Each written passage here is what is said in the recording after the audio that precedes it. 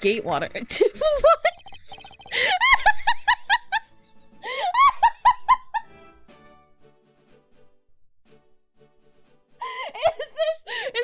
Wait, no! Did you really make the Blue Badger a mascot of an amusement park? Why?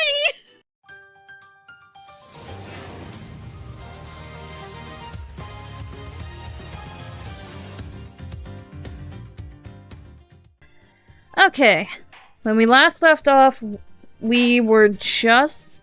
I'm sorry I had to leave off literally at the entire conclusion of everything. I had to work, and I just got off work, so I'm a bit tired, but I'm okay.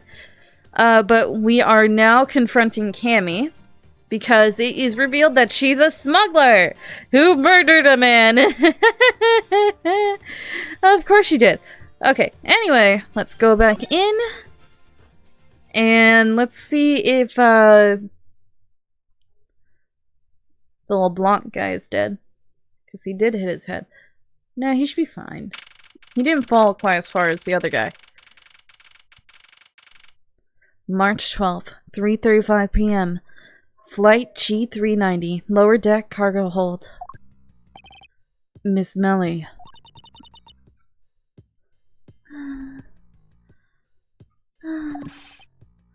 Miss Melly. Huh? Do you recall what you said earlier? About when you answered some service calls as we were departing from Xingfei? Why are you hydrating me first thing? You don't even say hi, you just hydrate. About when you answered some service calls as we were departing from Xingfei. Huh? You said that Mr. Hicks was sitting in a seat at that time.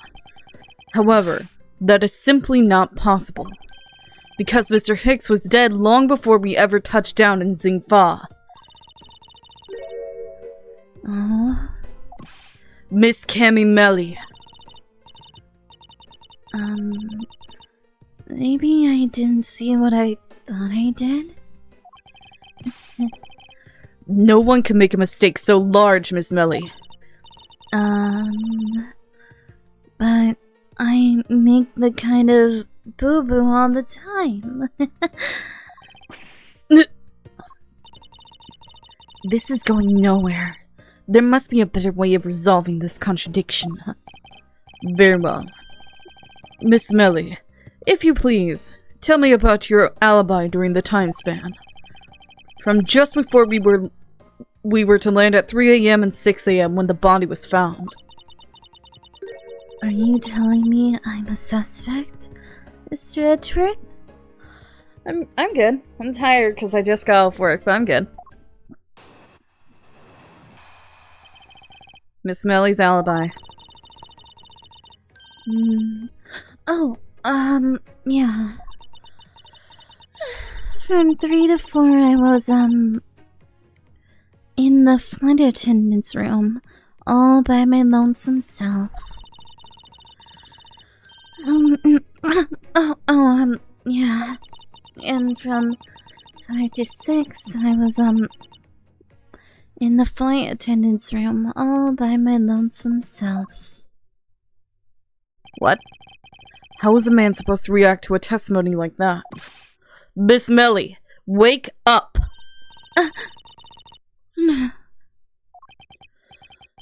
She fell asleep again. It looks like the only way I'm going to be able to wake her up is by pressing her. Miss Melly's alibi. Why do you sleep so much? Isn't all an act?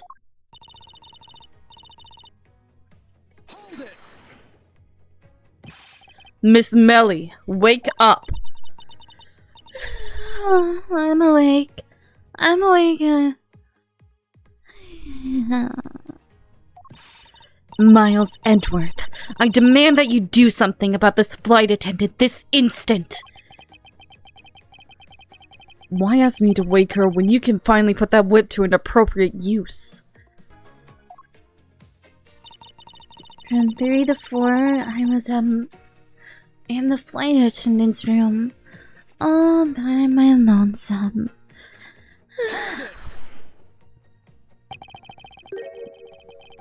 If I remember correctly, food was being served in first class in the lounge between the hours of 3 and 4 a.m. Yeah, that kind of stuff's run by Miss Rhoda. Then what were you doing in the attendance room at that time? Eating and having a most delicious dream. You mean you were neglecting your duties? No way. No way. Sleeping's part of our job too, you know? Yeah. Oh, wait, go back.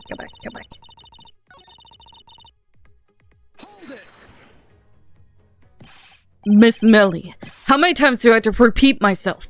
Wake up! I'm awake.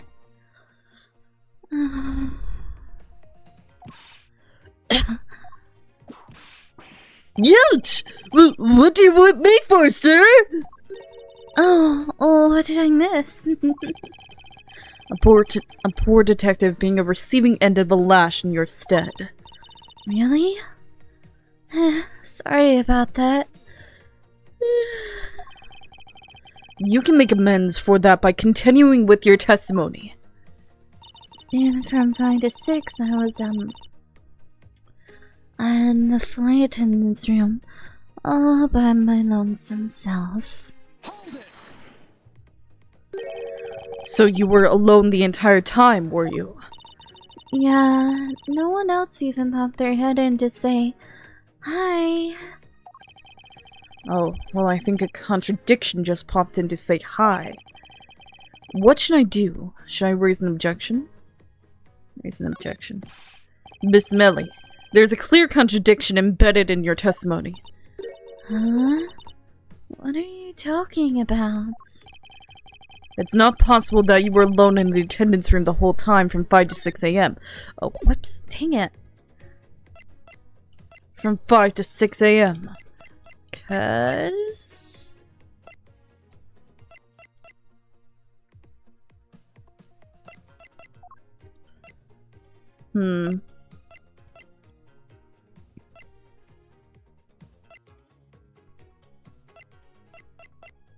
Smuggled statue. Was in his seat when we took off again at 5 a.m. Because of your alibi? Now take a look at this eye-opening piece of evidence. That was wrong. That was wrong. Miss Melly, I need you to wake up and take a look at this.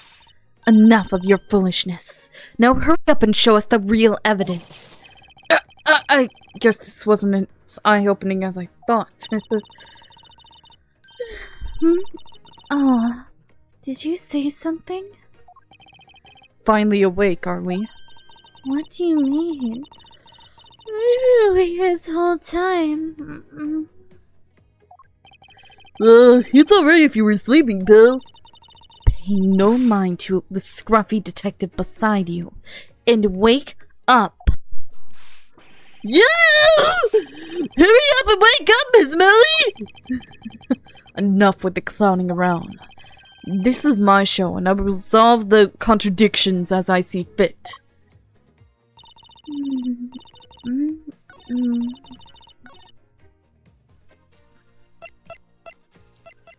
What was the other piece?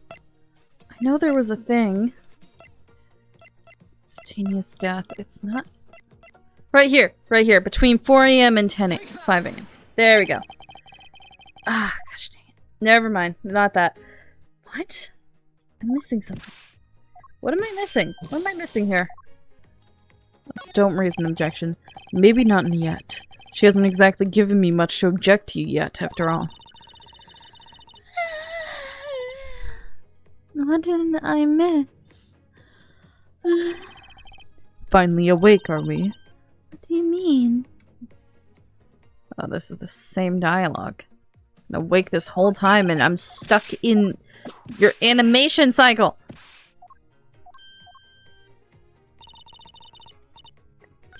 I'm missing something again. Gosh dang. Okay. It's not possible that you were alone in the attendance room the whole time from 5 to... Right! 'Cause of the receipt! The receipt that happened at 5:40! There we go! I'm dumb! I wonder if you would be so kind as to take a look at this receipt, Miss Melly. Huh? A receipt? For what? It's for the suitcase Miss Tenaria bought. Now, if I may direct your attention to the timestamp. As you can see, it clearly says 5:40 a.m. Miss Tenaria. Yes. Huh? Why is the killer here? I thought he'd have her locked up by now. I requested that she be present as witness so that we may straighten out your complex lie. Now then, Miss Tenaria, between the hours of 5 and 6 a.m., you took a trip from first class down to the first floor in-flight shop, correct? Yes, I went to the shop to buy a suitcase. After which I went straight to the attendant's room to drop it off. And did you see Miss Melly there at that time? No. So, Miss Melly, where were you really between the hours of 5 and 6 a.m.?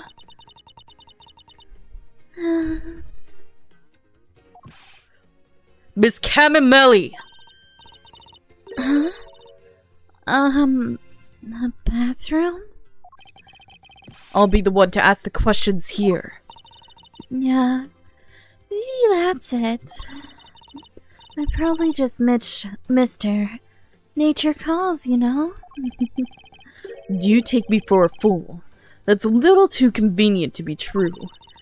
But it's the truth. Cross my heart. I don't have enough conclusive proof to counter-argue her at this stage. You don't believe me, do you? But please, won't you give me a chance and hear me out? She has such listless eyes. Reason for suspicion.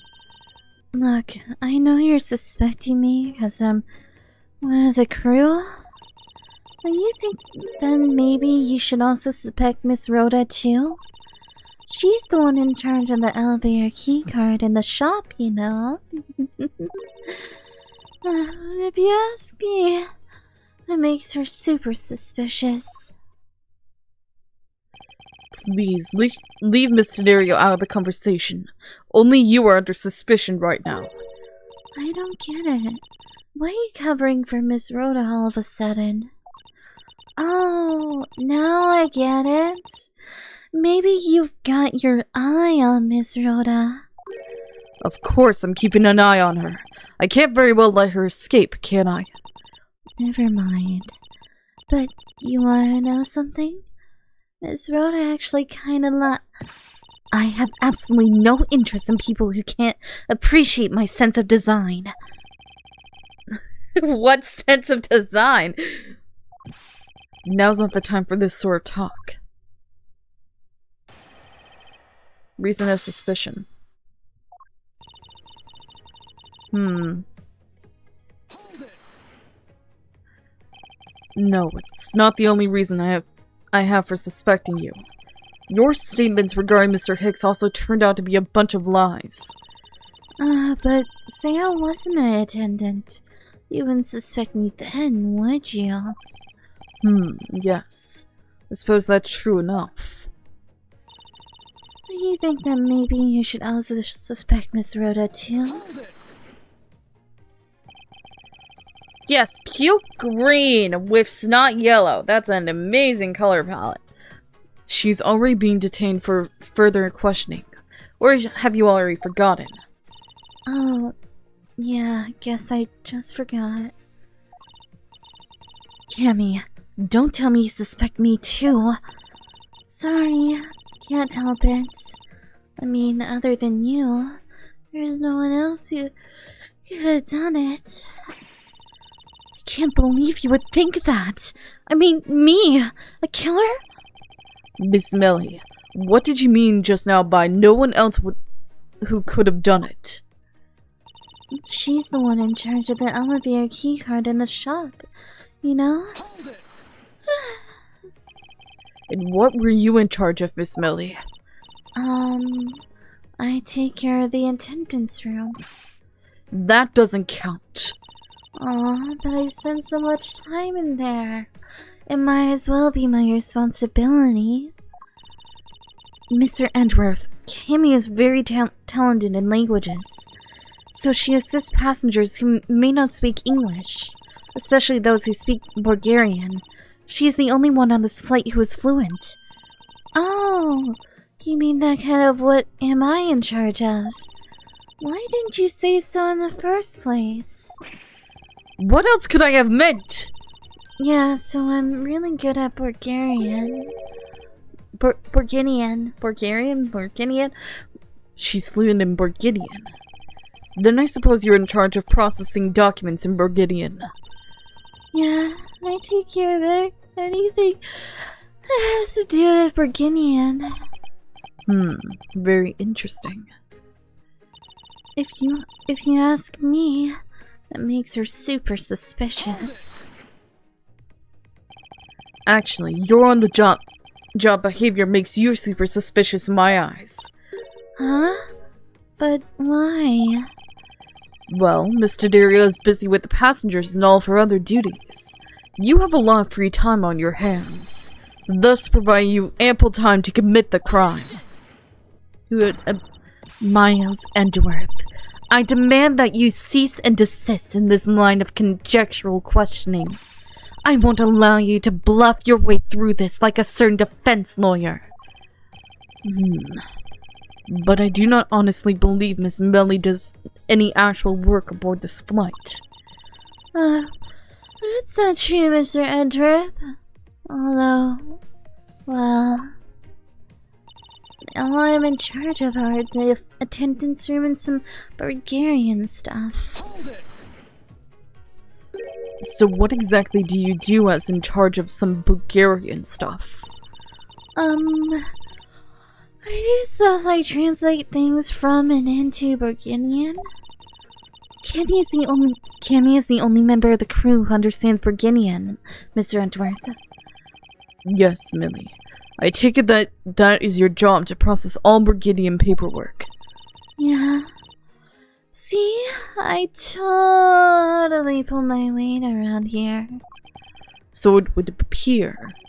Perhaps I should ask her a few more details about her work, and Miss Millie, it's very unladylike to push suspicion onto someone else. That's not what I'm doing at all. I'm just saying that this Rhoda is very sus. There you go, pushing everything onto her again. I don't get what you're saying. What? It must be a really abstract concept, huh? The only thing abstract here is the landscape inside your head. Okay. So, then I guess I can present this. The Alfred column. But the statue is a fake. I mean, she's in charge of this, right? Oh, it is! Don't know what you were talking about with the giggle one. So you are the only one on this flight crew that speaks Bulgarian. Isn't that correct? Oh, yeah, I guess so. I used to hear abroad in Bulgaria for a while. If that is the case, the signature on this document belongs to you, doesn't it? This is a falsified piece of documentation that with only one purpose. To lead anyone who read it to believe that Mr. LeBlanc's statue was loaded in Europe. The only person who could have either prepared or processed this document in Bulgarian is you, Miss Millie.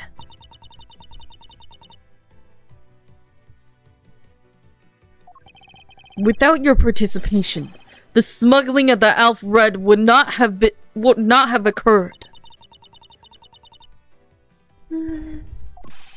Don't sleep while I'm pointing my finger at you.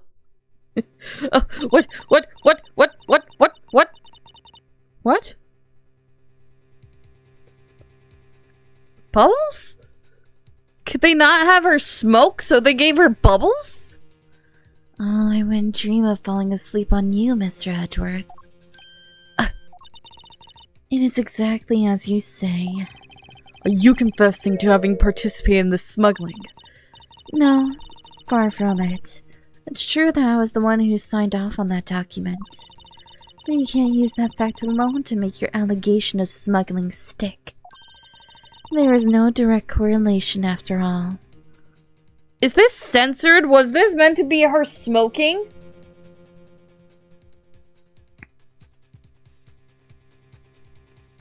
Was this meant to be her smoking and they just turned it to her blowing bubbles? All you have is my signature on a piece of paper. Really? All you did was sign it? I neglected to check if the cargo had been loaded onto the plane properly. So, sorry about that. Let's see if she's finally woken up. This is going to be one tough fight. Suppose that this is just a supposition. Even if I was involved in the smuggling, you can't throw the charge of murder on me just like that. If you were involved in the smuggling, you would have a strong motive to kill. Agent Hicks was in the middle of an investigation regarding a smuggling ring. And just when he was about to close in, he's killed by a member of that ring. Well, did you ever stop to think that maybe Rhoda is a smuggling ring member? After all, unlike me, Rhoda has access to many things on this plane for work purposes. What was that? So perhaps there is some element of a setup at play in this case. What are you talking about? Don't worry, I wasn't talking about you. I meant the killer.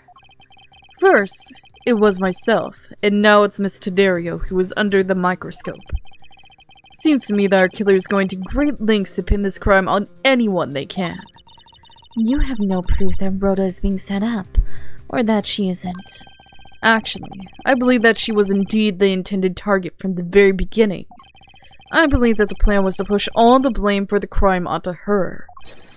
And this evidence will prove my suspicions. This proves that the killer was out to frame Miss Taddeo from the very beginning. The suitcase? It's probably the suitcase. It's the suitcase, right?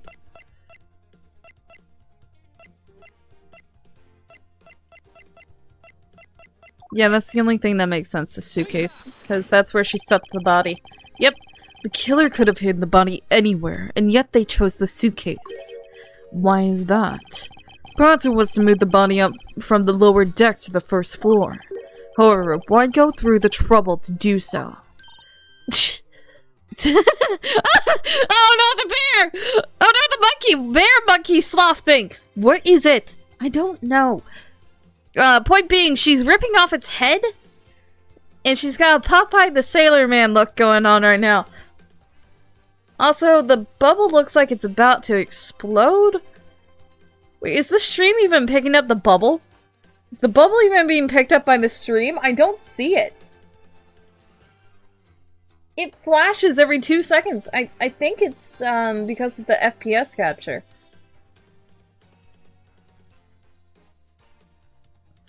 Okay. That's weird. The only way all of these actions make sense is if the killer had wanted to frame Miss Taddeo for the murder. Miss Taddeo buys a suitcase on every flight she works without fail. But shouldn't her suitcase be switched with the one containing the victim's body? That would put her in a very tight spot. Unfortunately for the killer, the turbulence put an end to that plan. There wasn't enough time to put the body back into the suitcase. Ergo, they made do with whoever was at hand, adapted their plan, and tried to frame me as I lay unconscious on the floor from the turbulence. The killer then went to hide the suitcase in the in-flight shop, and brought the piggy bank back to the elevator in order to fabricate a false weapon. A lot of work for a fruitless endeavor, wouldn't you agree? Sounds like the killer had a tough time too, huh? I mean, why did the killer need to frame someone that badly anyway? That is because of the special circumstances surrounding this particular case. What special circumstances dictated the need for the killer to frame someone? That the murder took place, when the murder took place, who murdered the victim? When? When or where? Where the murder took place. The special circumstance is simply that the murder took place on a plane mid-flight. No matter which country, customs is quite strict in this day and age. So no matter what you do, the chances that the body will be found is very high. Therefore, there was no choice but to frame either Mr. Dario or myself. In other words, the only one who fits within the boundaries of criminals' movements is not Mr. Dario or myself, but you, Miss Cammy Melly. Only you and you alone could be the killer. And are you done already? I was about to fall asleep again. Anyway, let's be honest here. You don't have anything on me other than a whole lot of circumstantial evidence.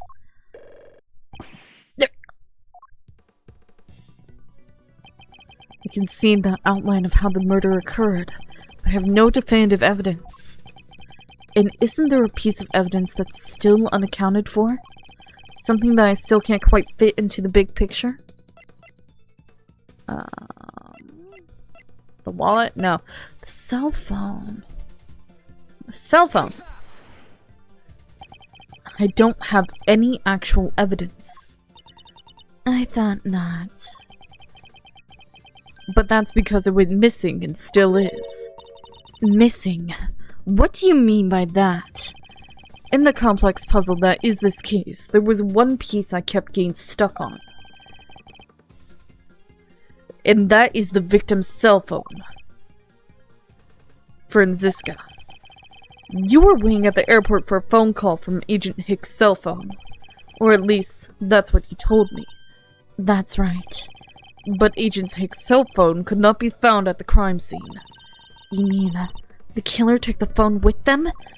Precisely. I suspect if we were to find that phone, it would lead us to the killer. Come on, get serious. If the victim fell to his death from that height, wouldn't his phone break as well? We won't know until we try a little experiment, will we? Franziska, I'd like to ask for your assistance. You know the victim's phone number, do you not? Of course I do.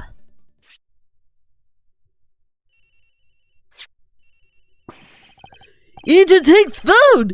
It's ringing from somewhere, sir! I hear it, Detective. Now where is it coming from? Wait.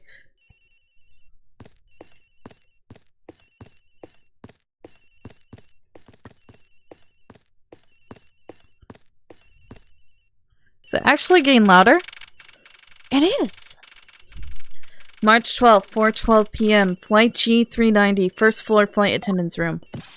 The ringing's coming from somewhere in here, sir! Leave no stone unturned, Detective Gumshoe. We must find it.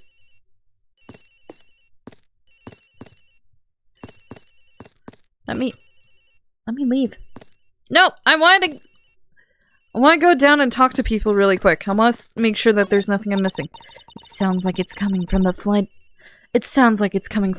attendant's room. I agree. Please don't hang up just yet. Let me find it first. That's fine.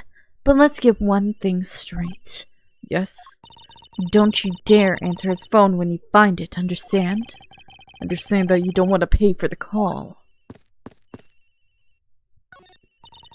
Mr. Edgeworth. Don't worry, Miss Tenerio. I will get to the bottom of this and find the truth. So please, wait here until I return. Alright.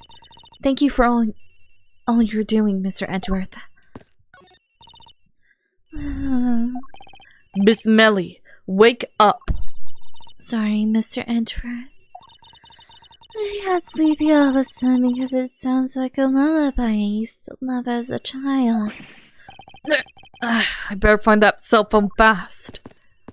It sounds like the phone is up in the flight attendant's room. We better hurry to the flight attendant's room, sir. I just want to make sure that's all that's down here. Oh, yep. Okay, no matter what I look at, it's gonna be yelling about the flight attendant's room. I kind of knew it was in the flight attendant's room, but okay.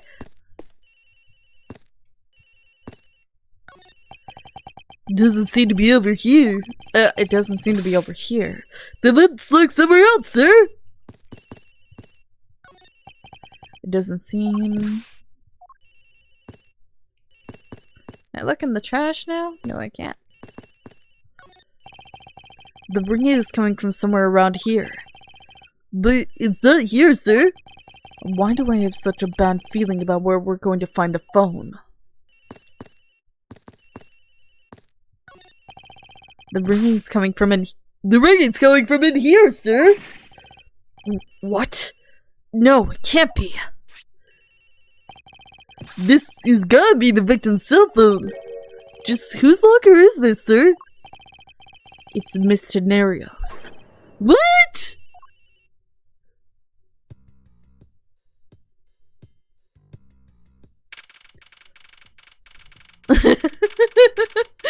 March 12th, 4:28 p.m. Flight G390 lower deck cargo hold. So, Mr. Edgeworth, how did it go? Where did you find the phone? I found it in the flight attendant's room. It was Tenerio's locker. What? But... Rhoda Tenerio. I don't know anything about the phone. It wasn't me. It wasn't me. Miss Von Karna, is it? I suggest you arrest Miss Rhoda Tenerio right away. Wait, I have a theory. This is related to the incident with the keycard. When the killer went to steal the keycard, they conveniently touched the cell phone in Miss Tenerio's locker at the same time. This is related to the keycard, alright. In the same way that we have zero proof that the killer did just that. The only voice that sings the truth is evidence. That is the one bird we cannot ignore. What should I do? Franziska's right. I can't offer baseless conjectures at this point. Alright then. Why did the culprit take the cell phone from Agent Hicks? It must have something very incriminating on or in it. What now, Miles Edgeworth?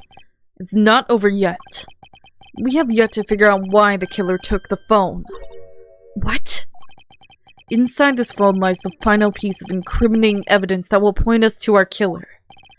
We need to examine this phone in more detail.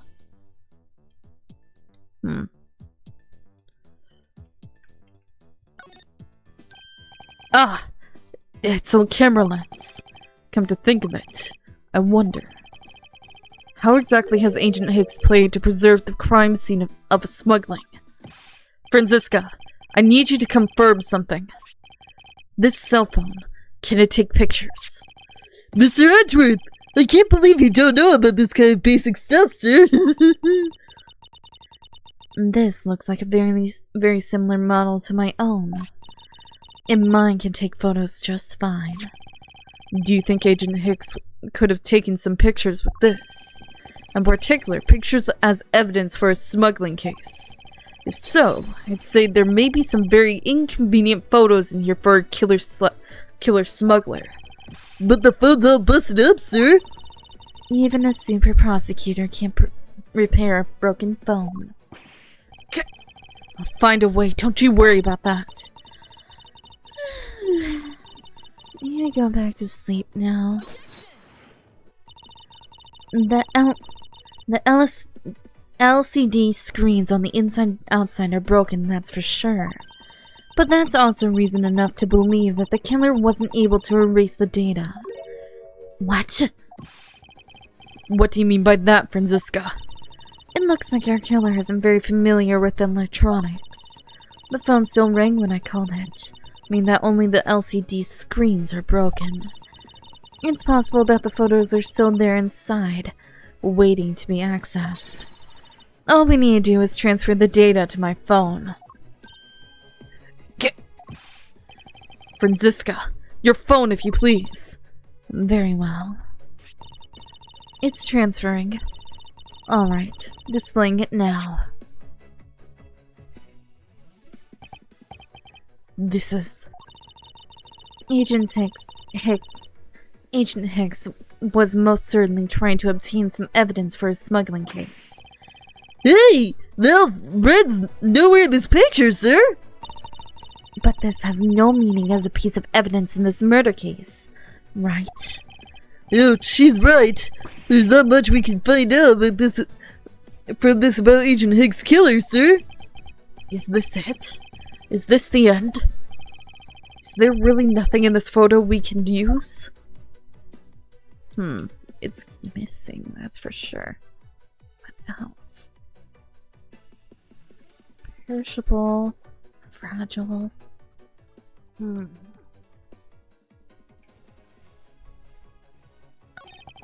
Boxes of bedsheets. These are still in the cargo hold. There's nothing unusual about them in particular, but I can't shake the feeling. If you're just playing around, mind if I go home? Yes, I mind. What exactly is different between then and now? What's all this? Oh, they are cargo ship from Burginia to Zingfa. So the reason they aren't here now is that they were dropped off in Zingfa. Mr. LeBlanc, can you tell me the contents of the boxes? Unfortunately, there is no English written on them anywhere. One cluster of boxes is written in Burginian. It says...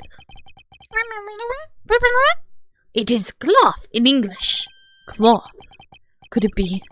Is this where the killer... What? What for is that scary face? Miss Melly. Yes. It appears that Agent Hicks was no ordinary investigator. He left us with a piece of evidence after all. A striking piece that will point out who this killer is.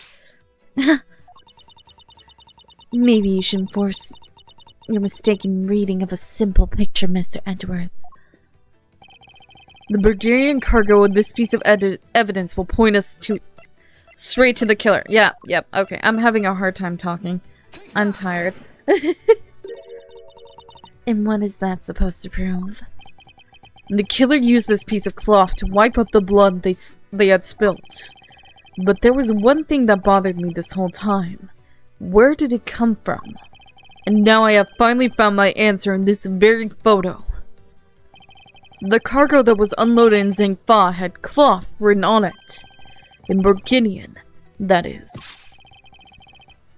And this is where the killer grabbed a piece from the cleanup, to clean up the blood with. I'm having hiccups. That's right. The killer was someone who could read and understand Burginian.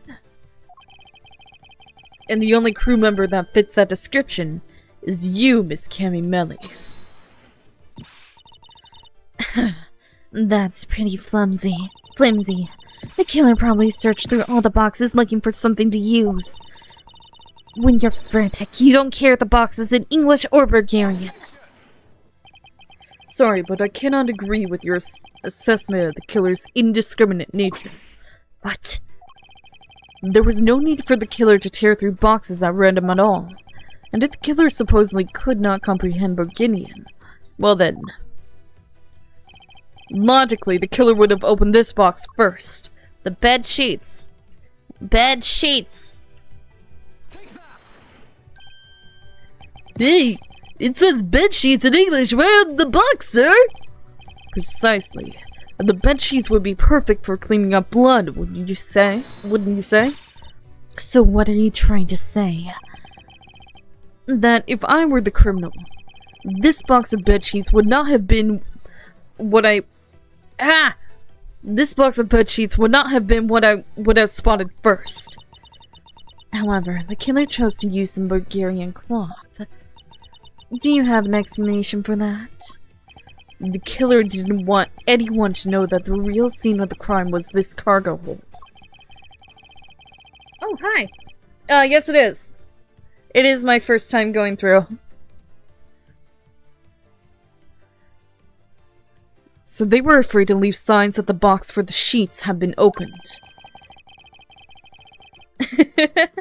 Yeah, I've played the first 2 trilogy games, Phoenix Wright and Apollo Justice, and now I'm playing Investigations. And I also have the Chronicles game, which I'll play after this. However, the Bulgarian cloth, well, that's a horse of a different color. Because the killer knew it was going to be unloaded in the Republic of Zingfa. In the series? That's right. That is why the Bulgarian cloth was used. And the only Bulgarian reader on board who could make such a calculated decision. Tough one. I really like... So, I liked Apollo Justice. Apollo Justice was really cool. I liked the case, with the, essentially the super spy. You know what I'm talking about? I like that case. I can't remember what it was called. But it was the second... Yeah, it was the second game of the Apollo Justice trilogy. And then the, I believe the third game of the Phoenix Wright trilogy was really cool too. I really like that one. And I'm right now playing Investigations, and I really like this as well. And the only Bulgarian reader on board who can make such a calculated decision is you, Kemi Meli. You and you alone.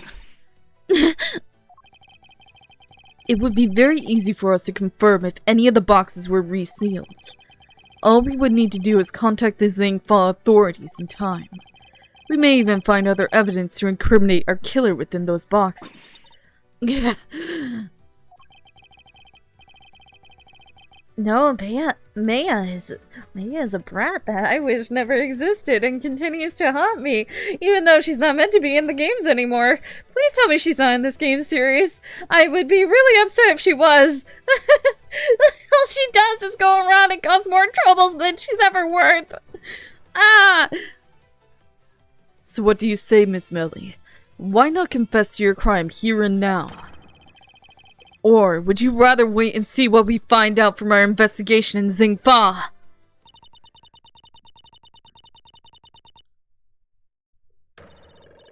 No!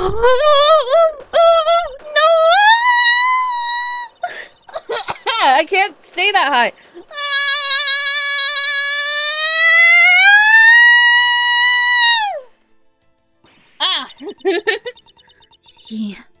He was Interpol. I couldn't stop it. I brought him here. I started taking pictures. I couldn't be found out. I was scared. I was in trouble.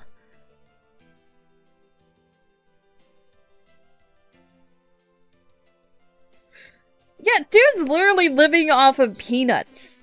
He's paying the police department to work with them. That's how much he can barely afford ramen most days. Oh look, there he goes.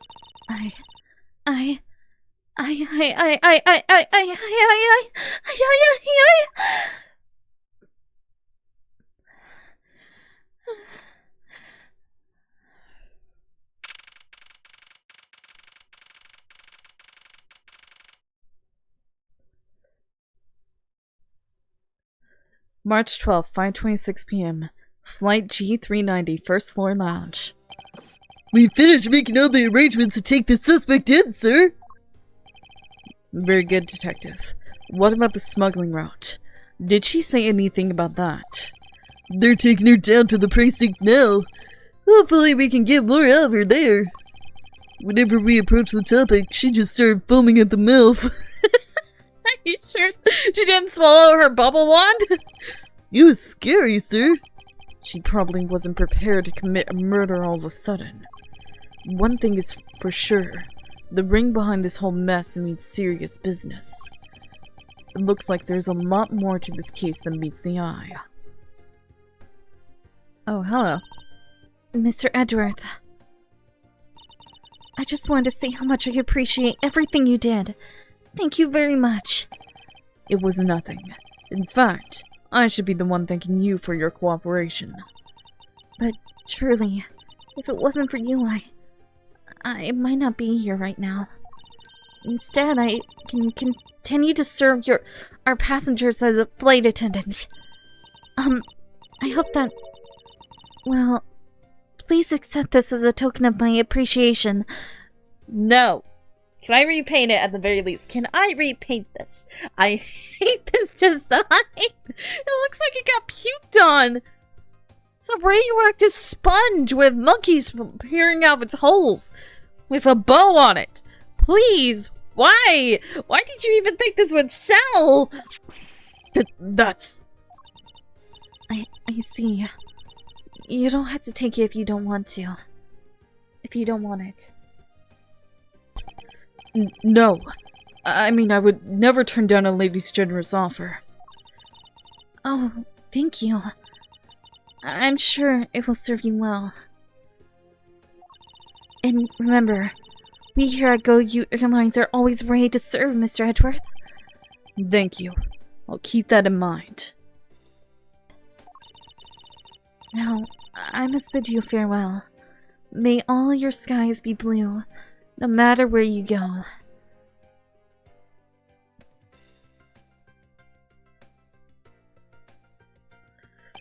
I can't believe we went to investigate the whole day, sir, but boy was it fun! Speak for yourself. My day was filled with earthquakes, elevators, and false charges. By the way, where's Franziska? Oh, she's filling out some customs paperwork for departure. Departure? Yeah, Miss Von Karma is always really busy, sir. She's been flying from country to country to chase down some leads regarding her case. Detective, can you cancel the car I had you reserve earlier? You got it, sir!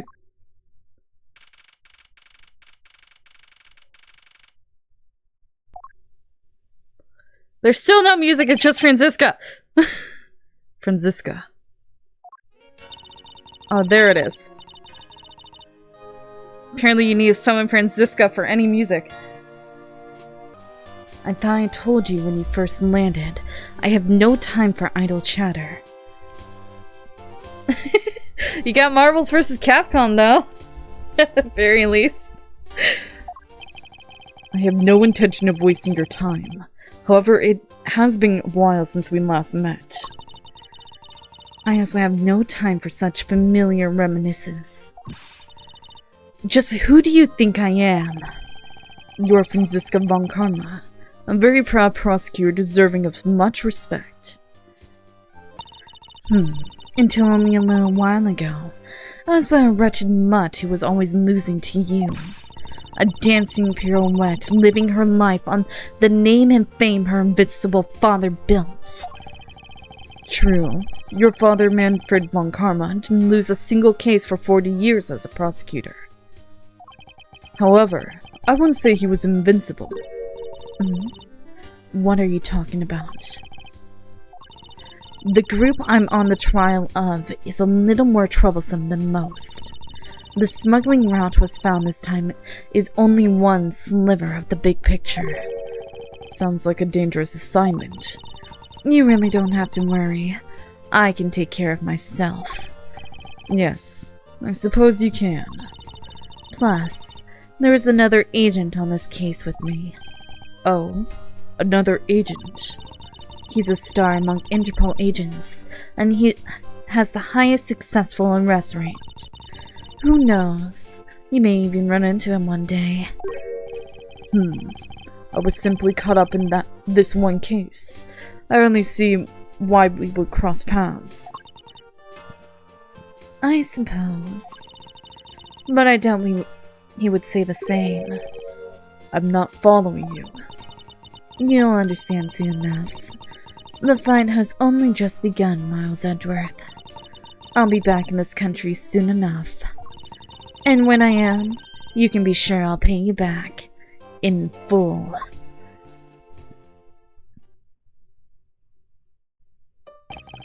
And just like that, she's gone. Oh, sir. Thank goodness! I can finally rest easy knowing I won't have to watch out for a whip! Detective Gumshoe, I want to thank you for all your help and cooperation. It was nothing, sir. I was just happy to be able to work with you again. I think I'm going to celebrate by adding a little extra salt to my instant noodles tonight. Oh no! You can't even afford salt? Just how much did you cut his salary by, Francisca? Detective, I was wondering if you might give me a ride down to the prosecutor's office. Sure thing, sir! I'll even fly down the road in the patrol car if you want. Don't make me remind you, Detective. Safety first. Thus, I solved the first case upon my arrival home. Franziska von Karma, the smuggling route she was after. The leaders of that ring had already put their trump card into play. And the players on the other side of this war, they would begin to make themselves known throughout the next incident.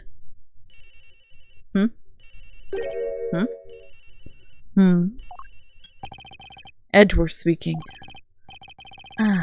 Finally.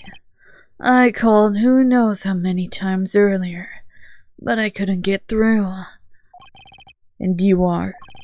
Have you forgotten my voice, Miles, my boy? Are you Von Karma? Wait. Yeah, why? She was supposed to come back, wasn't she? How long was she in jail? Oh, she did murder somebody, though. No, wait, she wasn't the one who murdered. It was Gerudo who murdered, so why was she even in jail? For tampering with evidence. How long can you go to jail for that? That's what it was. She was tampering with evidence, so she was sent to jail for accompanying a cover-up of a crime. So how long can you go to jail? My search history is going to be absolutely... How do you... How long...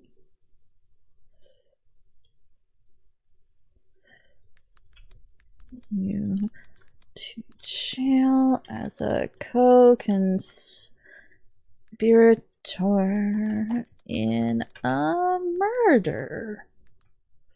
Wasn't originally planned to be a murder, though.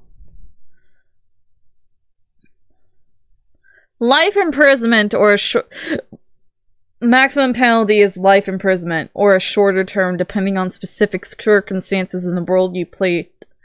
Conspiracy to murder, that wasn't the thing. It wasn't originally a conspiracy to murder. Maximum penalty for conspiracy. This will depend on various factors, including the role of the co-conspirator, the nature of the agreement, and the circumstances of the murder itself. A person has planned a murder. A person has participated in planning someone's murder. It wasn't planned, though. It wasn't planned. Co-conspirator in an abrupt murder? Abrupt?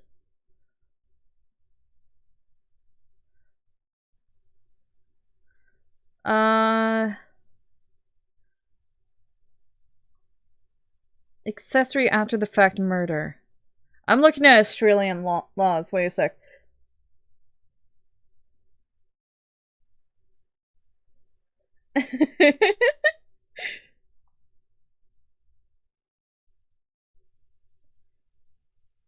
Yeah, you could give Gumshoe a raise like at least $2 more so that he can get more than just ramen and give all of his wieners to Word.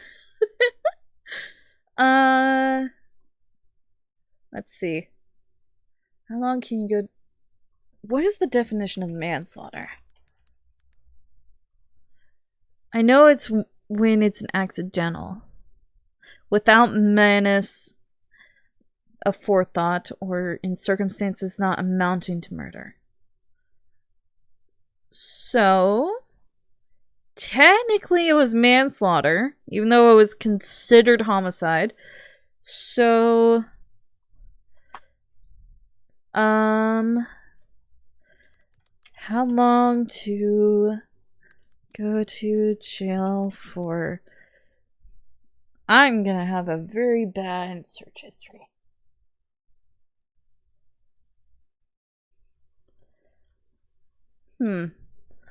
For,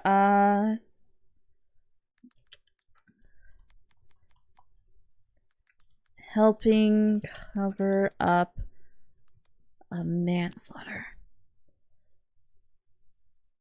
Okay, let's just do a murder. Let's not go into the specifics. The minimum imprisonment length is 0.17 years. The maximum is 6. And the median... So, accessory to murder, which he technically was, because it wasn't originally planned to be a murder. It was just planned to be, just, like, cut between, I guess? Not that. They were originally just planning to tie her down and restrain her until the spirit left, but that didn't happen. So it turned into a cover-up of a murder. Because they originally thought that Maya did it.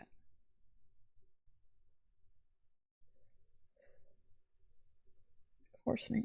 So, technically she should be out of prison right now.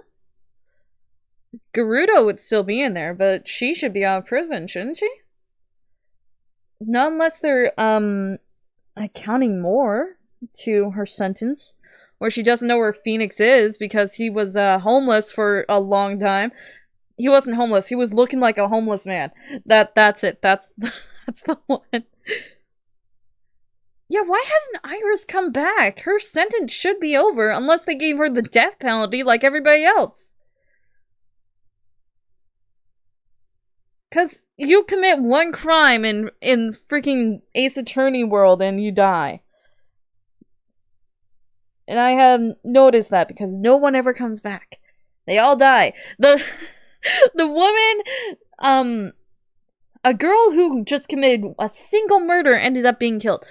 Anyway, have you forgotten my voice, Miles, my boy? I don't know who you are. I think you might be Von Karma.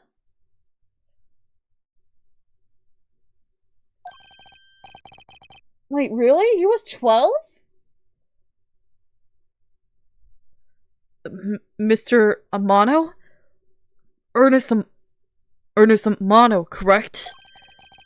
Ernest Amano. I don't remember Ernest. I'm not. I will say everything but that, I guess. Don't say Maya.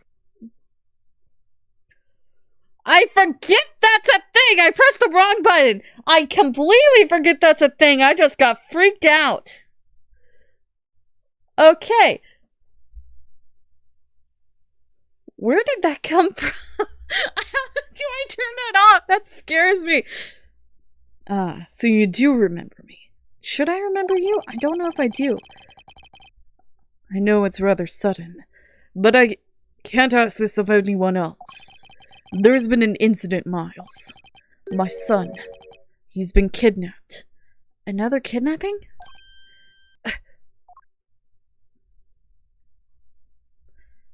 The end. We were 3 lines away from the end. Yes, we're saving. Turnabout Airlines for completing episode 2. What'd that say? Me without what?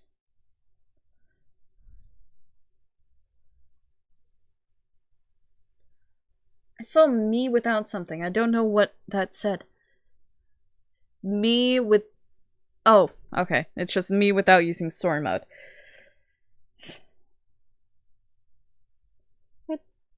I thought the one with the circus guy was the worst one because of the, issues. What do you mean? This one?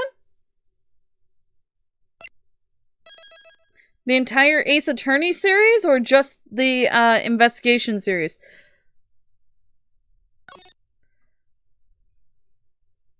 I guess I'll find out.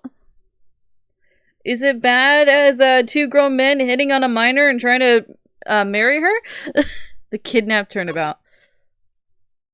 Yes. Well, true. Episode 3, The Kidnap Turnabout. March 13th, 10:11 a.m. Question. It's time. Don't worry, Mr. Edgeworth. I'll be following your every movement with my binoculars. Good to hear. Now make sure you don't lose sight of me. I'm counting on you for backup. You can count on me, sir. I have to go. The kidnapper is supposed to contact me soon. Who would have thought that upon my return, I'd be thrust into a kidnapping case? And that I would be the one who would have to make the ransom drop-off.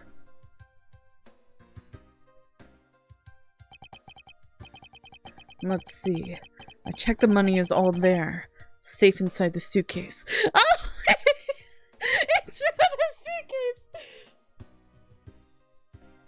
Yeah, if they at least... Dude, if the guy who got accused of murder waited at least 3 years before he's like, yeah, can you marry me? Then it'd be okay. That one's fine. The worst one is the 40-year-old man with the puppet. That's the worst one. That's the worst part of that. I keep misclicking. I don't mean to be bringing up that one. Introduces the best character in the Miles series. Let's see. I checked that the money is all there, safe inside the suitcase. Now all I have to do is await further instructions from the kidnapper. I finally get rid of this radioactive suitcase, which I'm expecting to be transferred to my cell phone. Why is that the blue badger symbol? Where am I? Why is the blue badger symbol on the bridge? I wonder who else is around. This is the meeting place after all. Gatewater. What?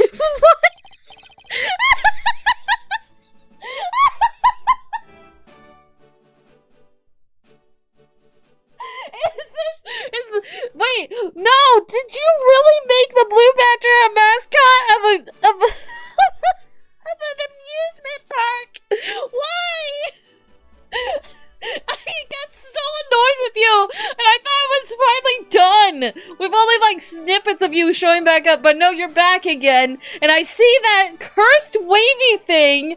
I see you.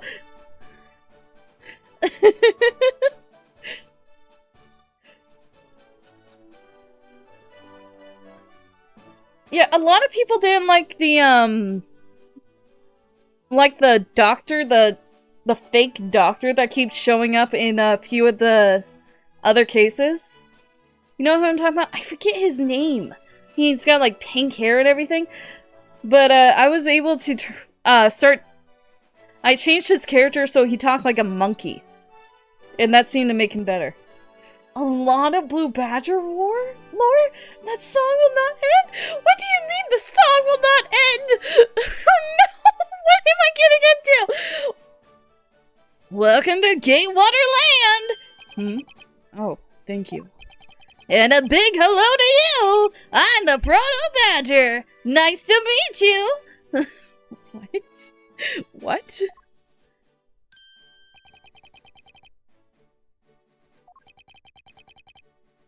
Am I supposed to take pictures?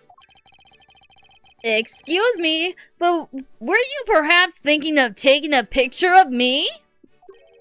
A picture of you. I really like giving this character an annoying voice. It just feels right. Sorry, but I'm not interested. Really? Huh, that's too bad.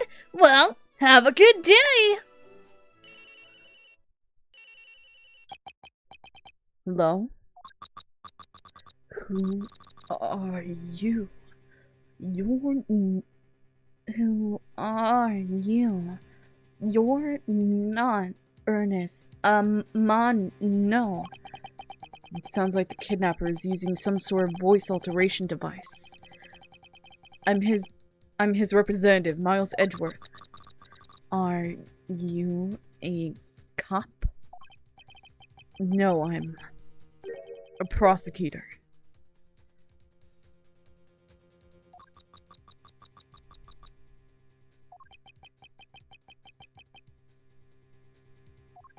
Keep my eye on Proto B then.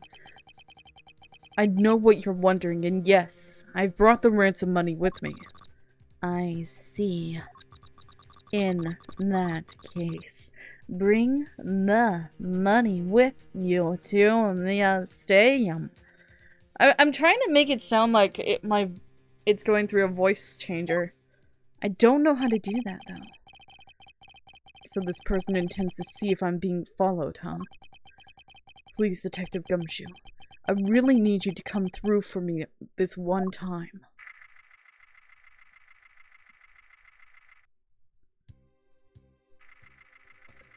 Rock band? Are we gonna see Gavin? Ah! I recognize that symbol! It's Gavin! Oh, the Troop Grab Array! The Troop Grab Array are coming here! And the Gavin special concert! Are we actually gonna see Gavin? Edgeworth speaking. Next, come to the haunted house. It just sounds like that I'm trying to speak backwards. Next, come to the haunted house. And just how long do you intend to have me wander around for? That's for me to decide. You don't have much of a choice here, my friend. I suppose not. Did they replace the, torpedo hair dude? I forgot his name. Did they replace him? I've arrived. Go inside.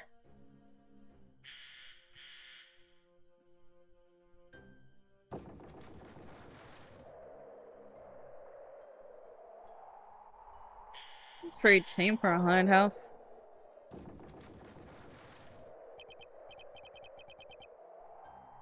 The one with the torpedo hair. You know what I'm talking about?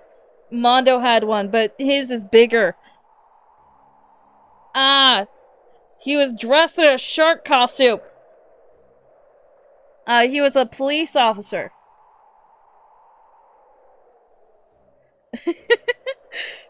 One dismal place. Yeah, from the band. Did they ever replace him? Yeah, are we actually gonna see the Gavineers? I'm hoping we do. I was just wondering if they actually replaced him with somebody. That was it. That's it. Go through those doors. Am I being watched from somewhere? Probably the crumpled badger in the corner that you so effortlessly overlooked? What? Why? Leave the money and go. Now. I was hoping for an exchange, but maybe I should do as they say for now and not push it.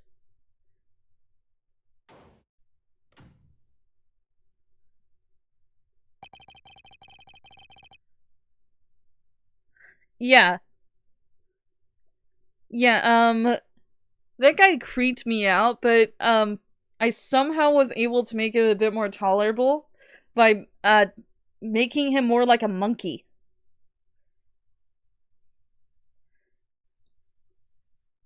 He was... Yeah, most definitely the doctor as he was being chased out the room by a nurse. honestly surprised that dude hadn't been arrested and put in a mental hospital. Because he kept stealing doctors' coats and saying that he was a doctor. I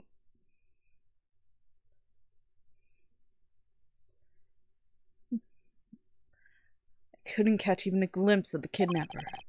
Perhaps I should keep an eye on this haunted house until police backup arrives. Maybe check out the crumpled badger mascot in the corner over there? That seems out of place. Did it just go dark? That thing right behind you.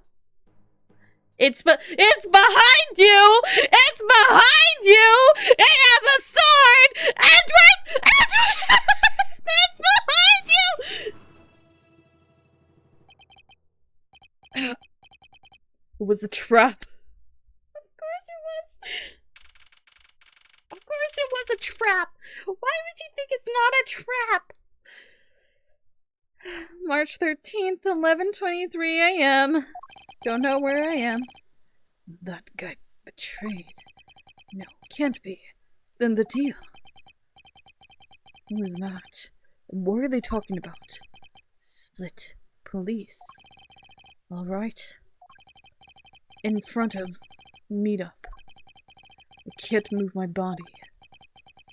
I fear I may have faint again. What? Why is there all okay looking better? Okay. Where am I?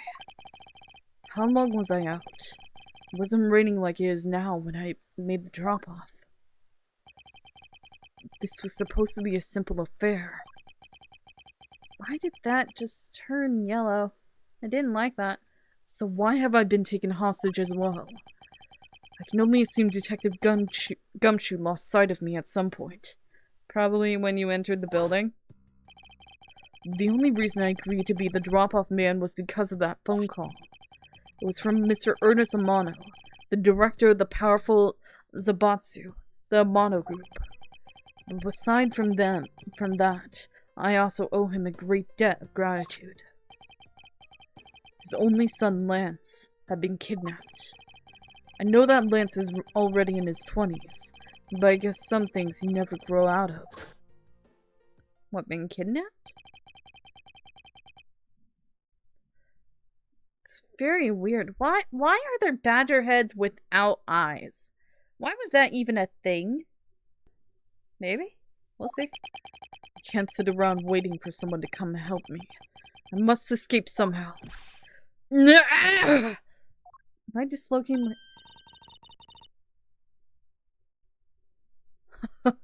Was that you making that funny sound? Who's there? And how dare you laugh at a gentleman's plight? Oh, what? Hi! That was a woman! Hi? Who are you? Are you one of the kidnappers? A kidnapper? Me? No way! I'm not into such petty crimes. Nope. I'm after something much, much bigger.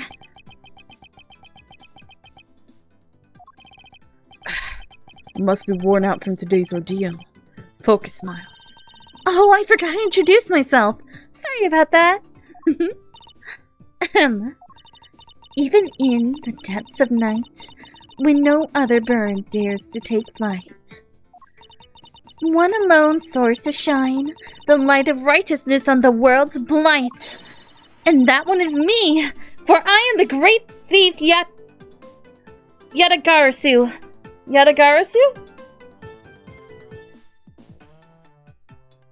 Yatagarasu? Best character. Am I saying that right? Yatagarasu. Oh no, I was hoping I wasn't having to say this name again, but no, it comes back, of course. And it's a new character. Yatagarasu. I think I'm saying it right. Am I saying it right? Great thief? And did she really just claim to be the Yatagarasu? Oh, but my real name is Kate Faraday. Oh, okay, that's better. You can call me Kay, Kay? Good! Glad that's settled. Not quite. I have a mountain of questions for you. But first, if you would be so kind to remove these ropes. I wonder, should I remove them? I was actually having a lot of fun watching you make those silly faces.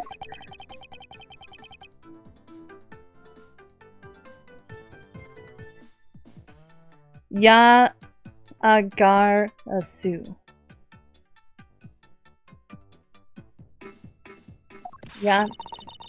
Yatagarasu.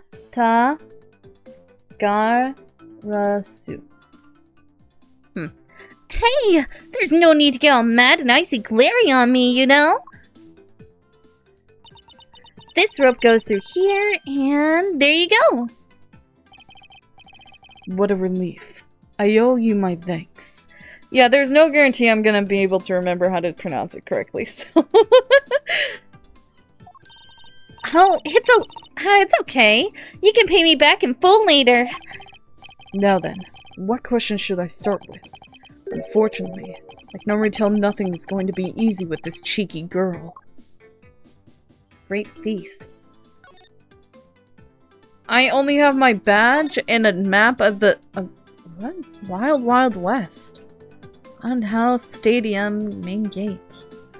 Did we go from the main gate to the stadium, then into the haunted house? Okay. Great thief.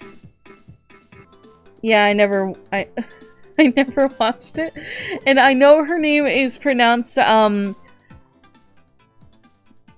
call her Maya. I don't know if that's right or not. I call her Maya, but apparently it's supposed to be pronounced Maya. But I keep forgetting, and I keep calling her Maya. I do the same thing with almost every character. I get something stuck in my head, and I can't change it.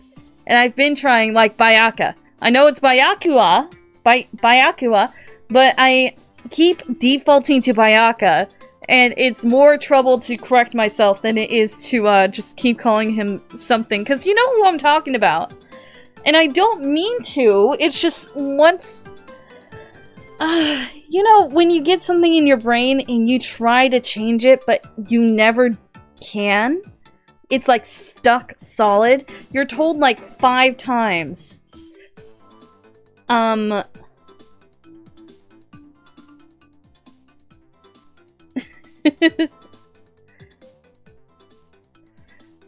I don't understand why. Well, I do understand why.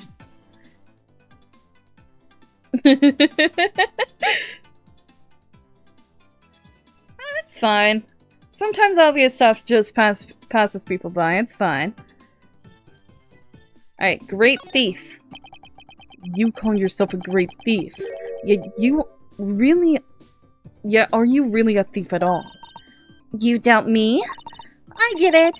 You think that a young lady like me couldn't possibly be such a big-time thief, right? That's not the part I have a tough time believing. I am the real, genuine Yatagarasu. Yatagarasu. You know? Yep, I'm a pure-blooded great thief. It's a little something I inherited from my predecessor. In that case, you wouldn't mind if I arrested you then, right? What? Of course I'd mind! I haven't stolen anything yet! Seriously, I don't know how you can say such a horrible thing to your savior. That's true. Technically, she hasn't stolen anything in front of me. Yet. Really? Yatagarasu. Yatagarasu. Would you say you're the Yatagarasu? Do you mean that you are the Yatagarasu? Yep. The most righteous of the righteous. The legendary great thief. But I inherited the title only recently. So I haven't had a chance to steal anything yet as the second Yatagarasu. Oh, really? I am? Oh, no! I was not aware that thieves could pass down their titles like that. Well, the only thief I've encountered before this was Masty Mask. And he was, interesting. But don't worry, I've got some big plans in the works. Big plans, huh? That wouldn't happen to lead to a big arrest, would they? I knew it. There's just no reasoning with a prosecutor. I'm not the problem here. I'll have you know that the Yatagarasu has no interest in stealing petty trinkets. There's one thing and only one thing I want to steal. Only one thing? What would that be? But that's going to have to wait until we find our way out of here. Well, at least there's one thing we agree on. I'm sure I'll have plenty of time later to learn more about you. I have a key in there. So, you never told me what your name is, Mr. Prosecutor. Ah, I guess not. I'm Miles Edgeworth. Now I remember. How can you remember something I just told you? But she sure is cheery. Alright then, Mr. Edgeworth. Let's get out of here.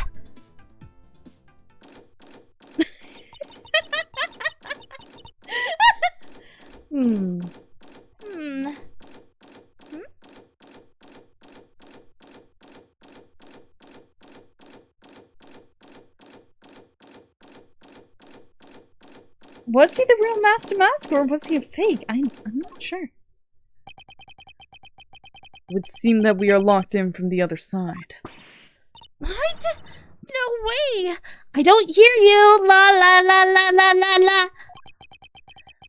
Okay, you do remember where you came in from, right? Looks like that might be our only way out of this room. Huh. Whoops! Slight miscalculation. That's a good height to make an entrance from. But I can't jump that high to make an exit. I suppose we have no choice but to look around and see if we can't find another way out. Isolation room. Are you just gonna... Are you really... Are you really still trying the door? What is this? Looks like the Bad Badger.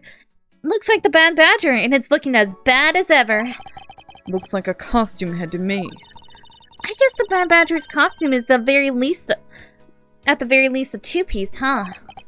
The real question is, why is only the head sitting out here on the floor? Costume separate into head and body. The head was left in the isolation room.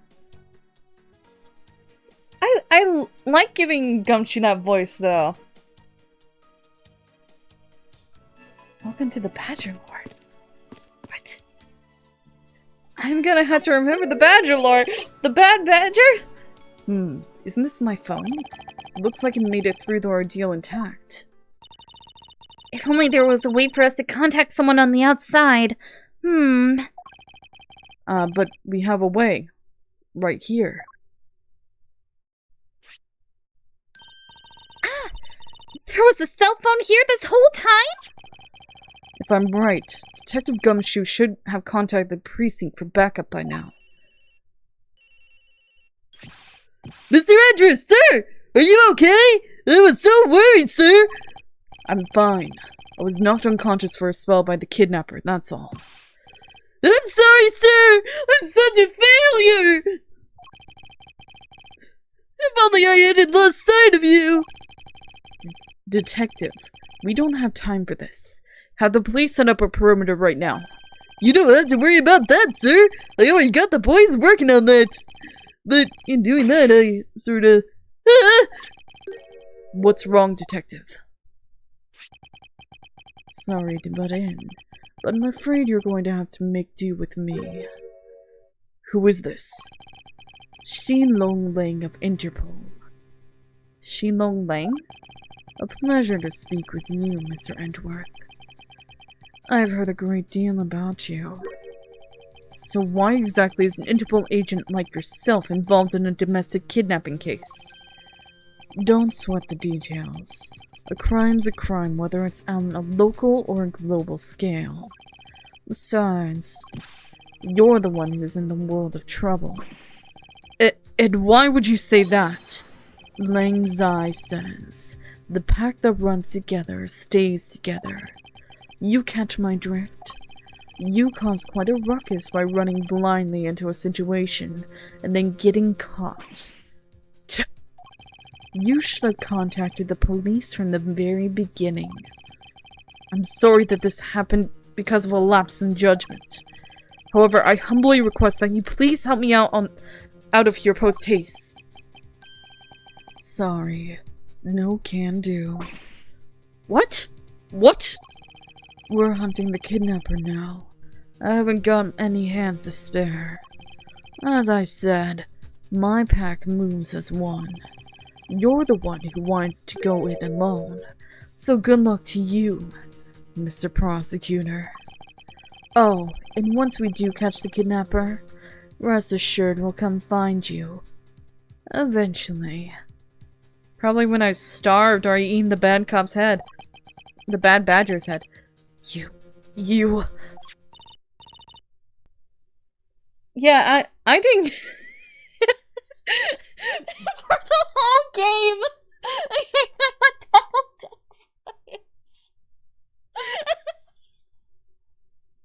Okay, that's funny.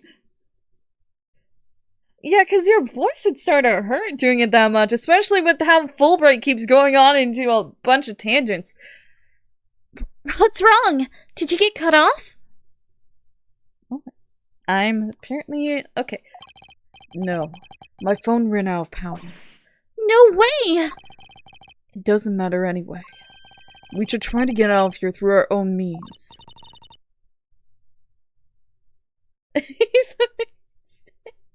Is that what they said? Yeah, I have a name to live up to after all. If we put our heads together, we're sure to find a way out. Blue Badger photo rally. They're holding a Blue Badger photo rally? You didn't know? Plus, it's not just the Blue Badger, it's his whole family, too. What's the creepy one? If you manage to snap a shot of every member of the family, you get a really posh prize. Take a picture of every member and receive a prize. There is only one of each of the 4 family members wandering throughout the park. Best of luck. Wait. But the guy at the beginning was...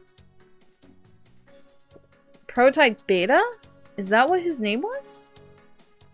The one at the beginning was Prototype Beta. But the one that hit us in the haunted house was another Prototype Beta. If there's only one wandering around, then one of them was a fake, wasn't it? Well, there's a costume head sitting over there. Why not start with a picture of that? You can't do that! That's cheating! There's only one of each badger in the park, so you have to work for it! Oh, thank goodness you're not a cheater! Oh! And even though you're meant to be a thief, you seem a lot more honest than Maya. I don't know how you're more honest than Maya, and your main gimmick is you're a thief. Thief. That I know so far. That's it. That's all I know. Speaking of badgers, there was one sitting against a wall in the haunted house. Seriously? But somehow, I don't think that one counts, Mr. Edgeworth. You had to take pictures of the costume ones walking around the park! So those are the rules of this game. How quaint. Badger photo rally jotted down at my organizer.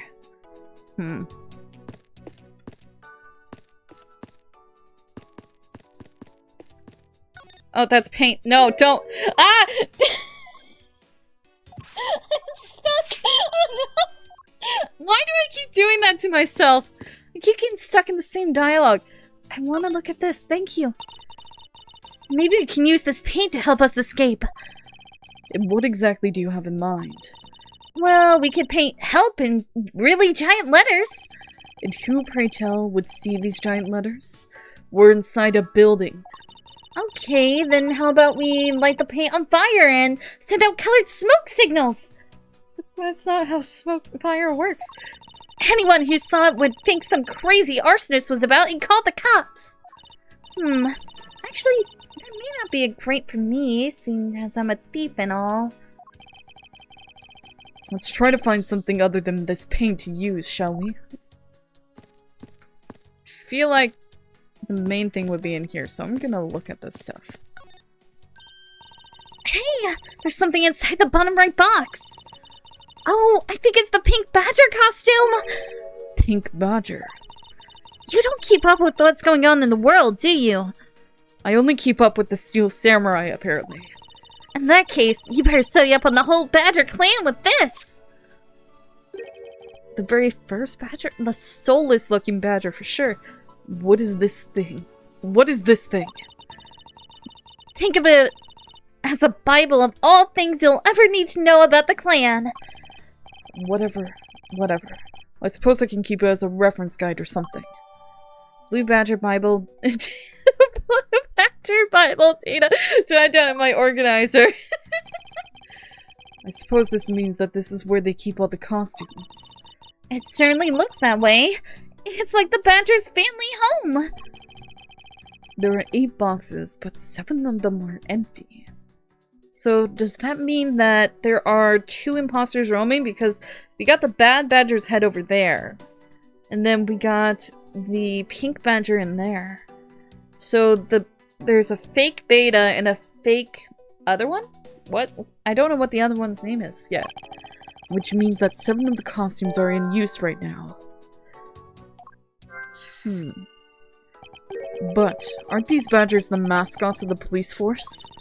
Well, I heard the police had a hand in sponsoring this theme park. Probably because the Gatewater group owes the That's why it sounded familiar! I just realized! Gatewater Hotel! Gosh dang it! No wonder! I just noticed it!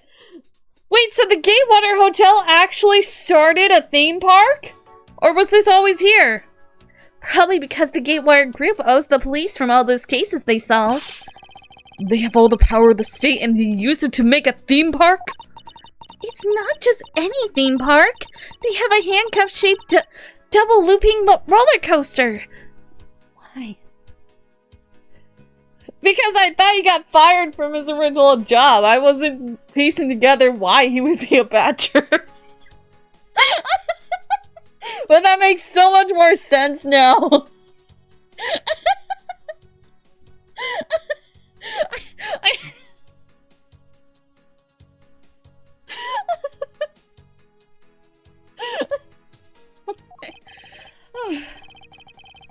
That's quite enough. I'm feeling woozy from just the thought of such a thing. Won't rest until I've inspected every suspicious-looking nook and cranny. There's a key. I suppose this is the pink badger. But since it's the same design, doesn't it seem forced to call it this one a female? You think so? I mean, just look at how long her eyelashes are! That's the only difference. And the fact that she's pink. Yes, and? And her lips are red! See? Lipstick! What?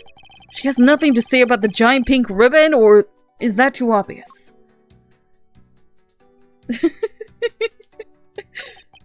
This is the blue badger I met at the main gate. Excuse me, but his name is Proto Badger, not Blue Badger.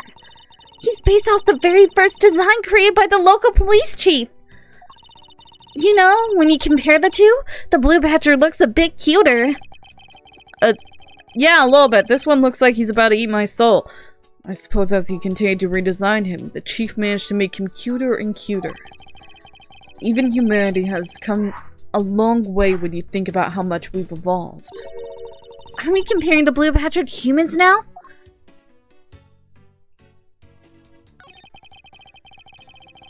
So this is the Blue Badger's rival, the Bad Badger, huh? Do you feel some sort of reverence towards the Badger, Kay? I can't believe you would be so stereotypical when it comes to thieves. Surely you must also think that there are much cooler and cuter ones out there, right? That's it! I decided that thieves and thievery need an image makeover. Good luck with that one. Okay, hydrating. Why do you hydrate me at the most random of times? Look, it's the blue badger! I suppose even this thing can be popular with women. My nemesis! Why is she beating it up? He's got the word badge right in his name. Had nothing but bad news for someone like me. And to think he's out there wandering around in this park? I better be careful, or he's going to arrest me by the power of his name alone!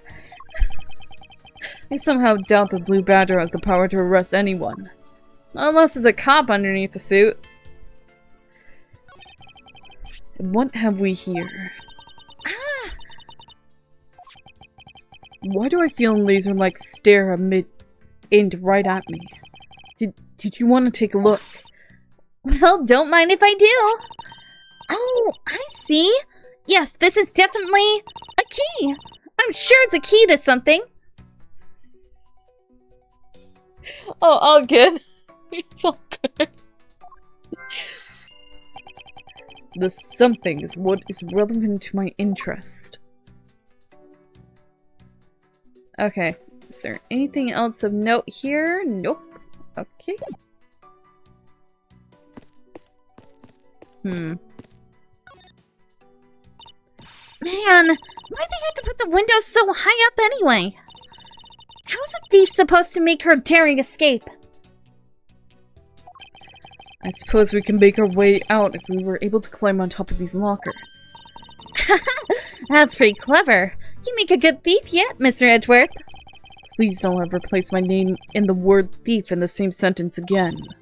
Let's see. I wonder if I can climb and grab the top of the locker here.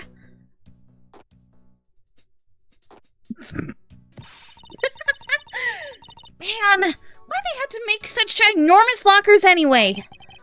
Even if we want to use these lockers, we need some sort of foothold. Can't we open it? Can we just open it? Okay.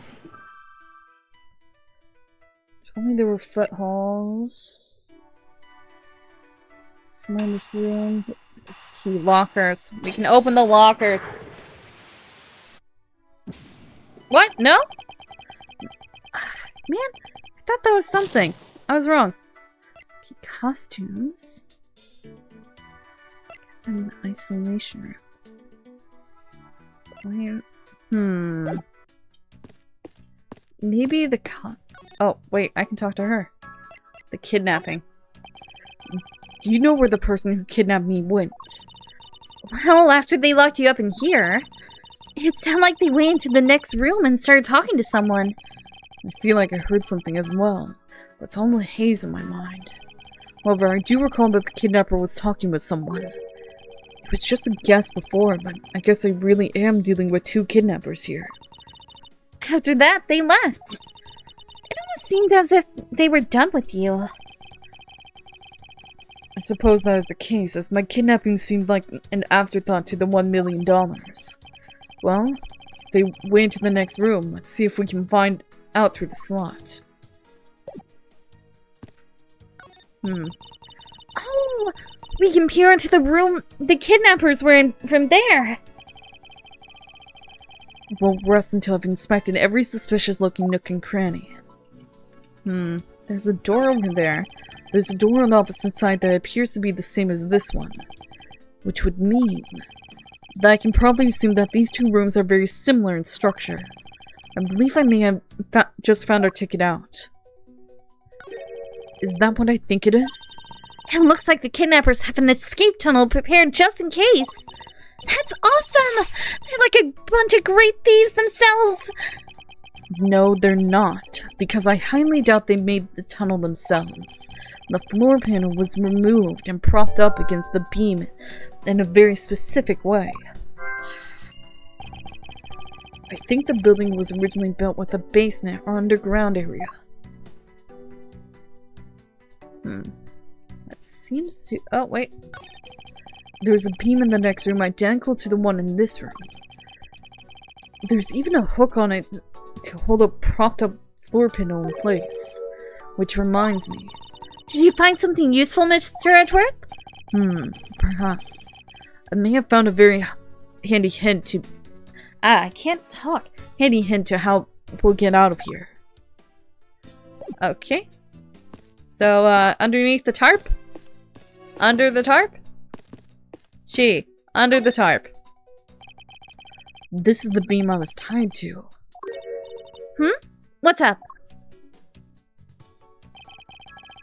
I was pondering if perhaps we can make it over to and out the window if we climb this. Good thinking. And if it's climbing action you need, just leave it to me. Thanks.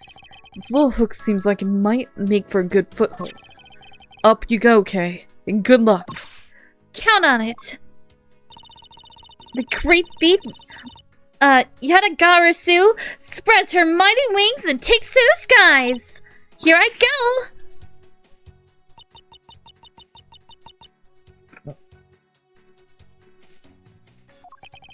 As I thought, this beam was definitely not made for climbing. Gee, I wonder. What do you mean, as I thought? I'm not your guinea pig, you know. Gee, I wonder. Gee, I wonder.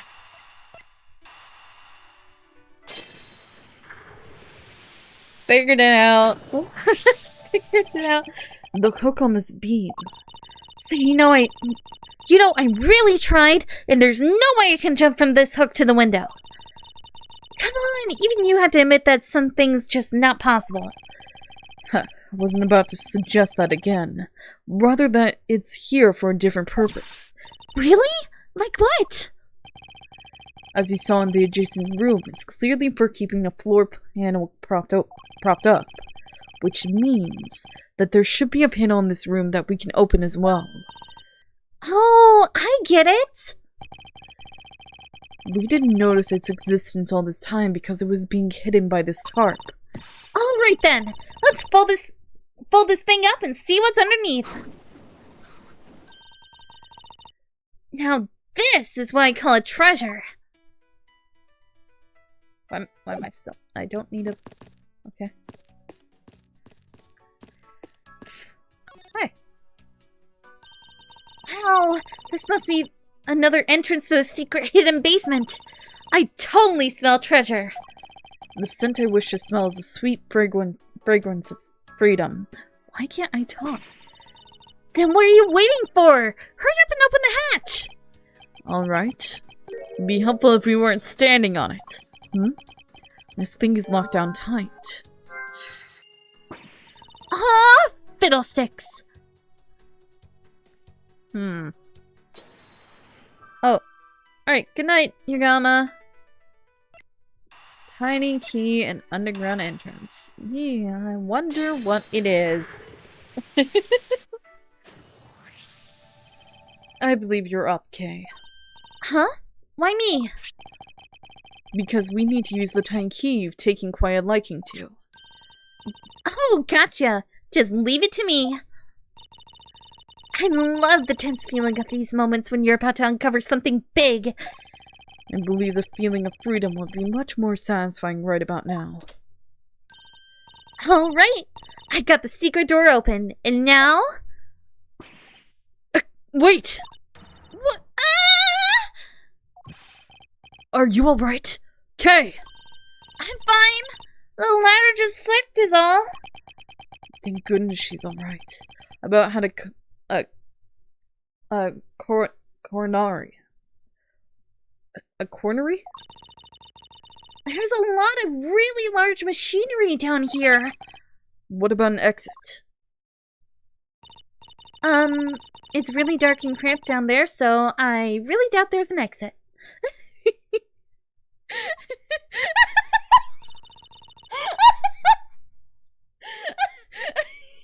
Just popping up and then popping back.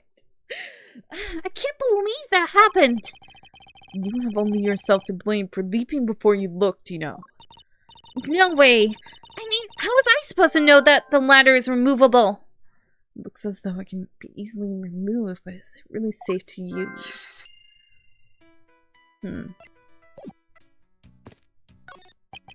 I finally got the door to the underground area open. Okay, I just want to confirm with you that there wasn't an exit down there. Yeah, it was really cramped and there was a lot of really large machinery. I see. Are you hurt at all? I'm perfectly fine. I was just a little surprised that this ladder suddenly slipped out from under me.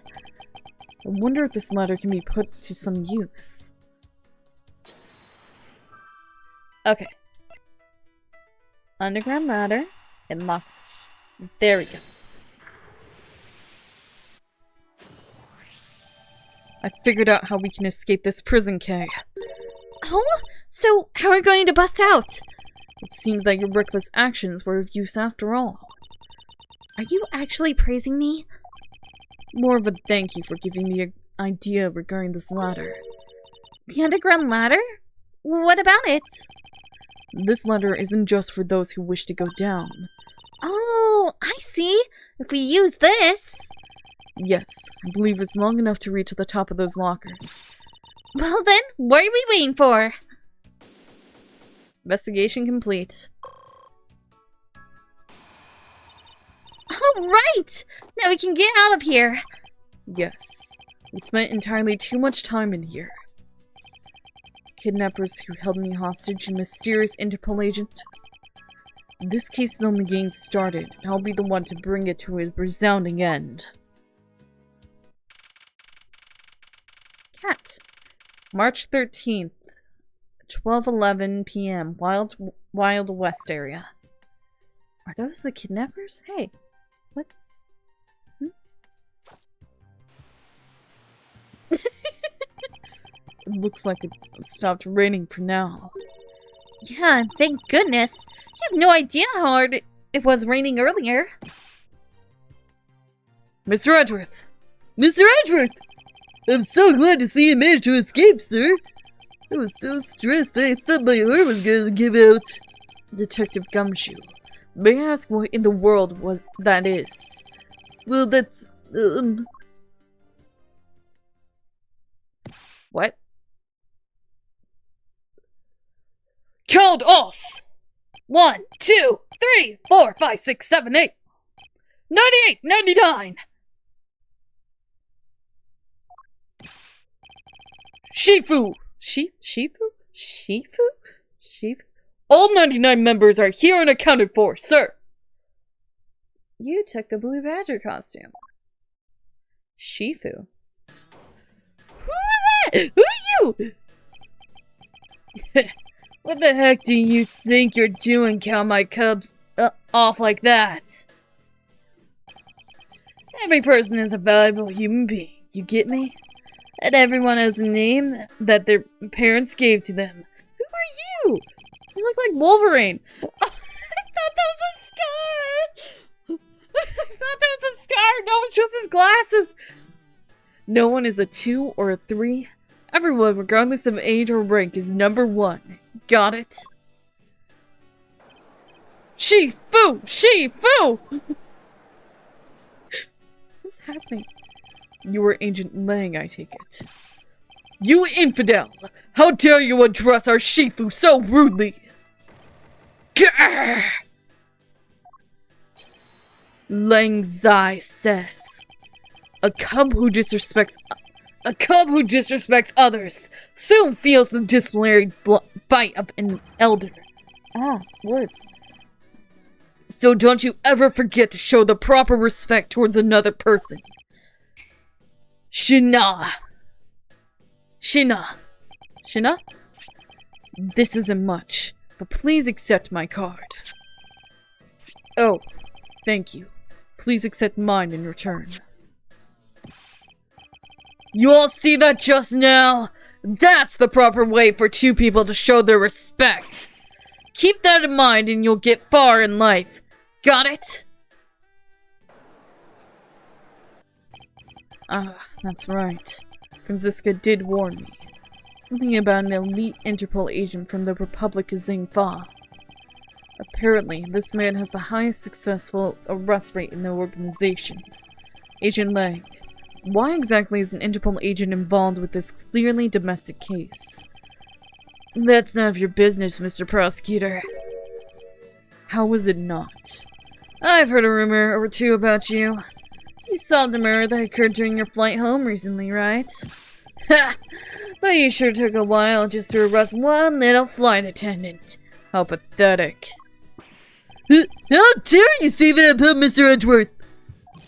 Are you saying you could have solved it faster, pal? The comedic relief jumps in to the aid of his master. How cliche. Look, what I'm getting at is that if I had been there, no one would have died. I would have solved the entire case and Agent Hicks would still be with us here today. Agent Lang knew yesterday's victim, Agent Ackerby Hicks. Hicks was like a brother to me, so now I'm out to take my revenge. Agent Hicks was investigating a smuggling ring with the Franziska and a third person. This must be the man she was talking about. In that case, you should understand how I feel, as the kidnapping is someone I know. So I ask that you please allow me to participate in the investigation. This isn't your neatly trimmed courtroom of Eden, you know. You're out in the wilderness now, Mr. Prosecutor, and way out of your league. No hard feelings. Why don't you go on back to your courtroom now, pretty boy? Why are you calling me a pretty boy? You are literally a pretty boy. You dare to mock the court? I do. And I don't need the help of a filthy prosecutor. Sorry, but the truth doesn't need the likes of you to distort it today. Who uses that adjective filthy to describe a prosecutor? And why do I feel such intense loathing emanating from him?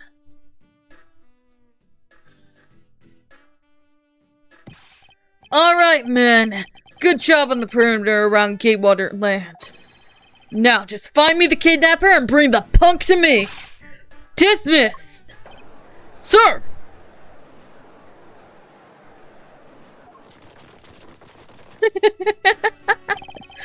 Now then, Mr. Prosecutor, you can just sit tight here and don't cause any trouble. Understand? Wait. Okay, bye! Mr. Edgeworth?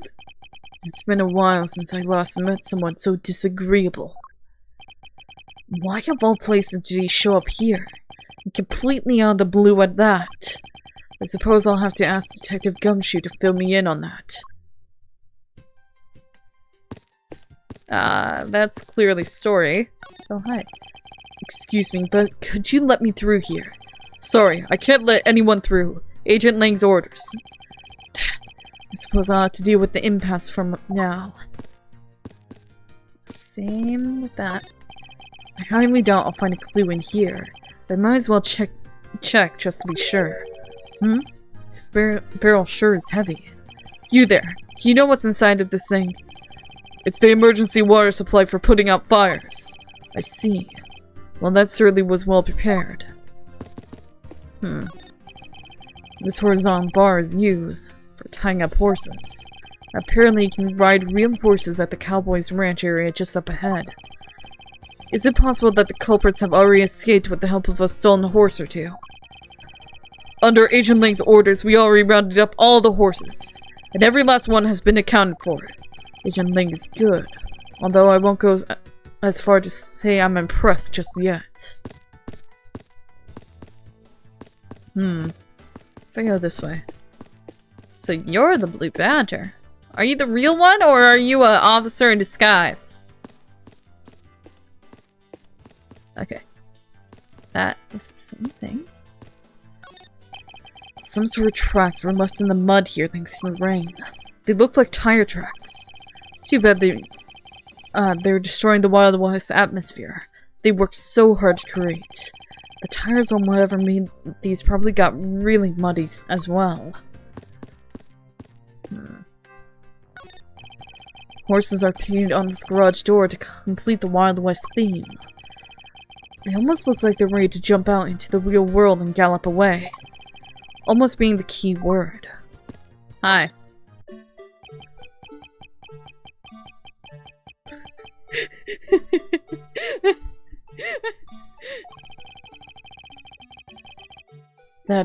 wriggling. I just can't bring myself to call it dancing. What was that? I'm just trying to comprehend what just happened.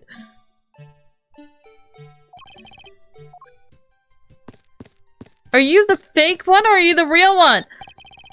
It's a cactus. There's something written on the sign. This cactus is a very gracious gift to Gatewater Land from the local police precinct.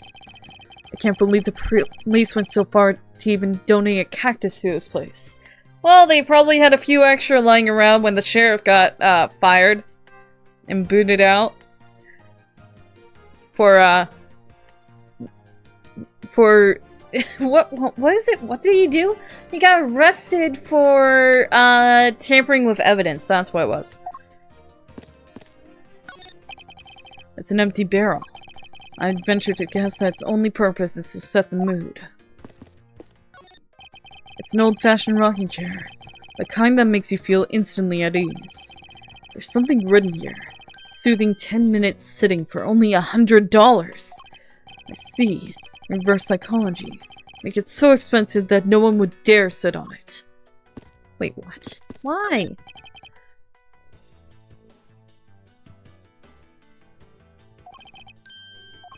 Man,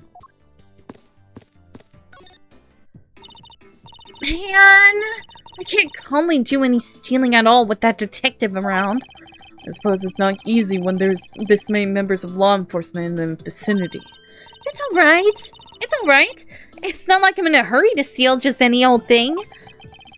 Which is it? Do you plan to steal something or not? Quite the mystery, this one. Maybe I should talk with her a bit more. I have 4 pieces of evidence. Proto-Badger, the very first Badger. Bad Badger, a vile criminal with a gun. Blue Badger, an ally of justice who keeps the peace. Pink Badger, note her unique pink bow. Why? Unique pink bow. Well, I'm kind of noting it.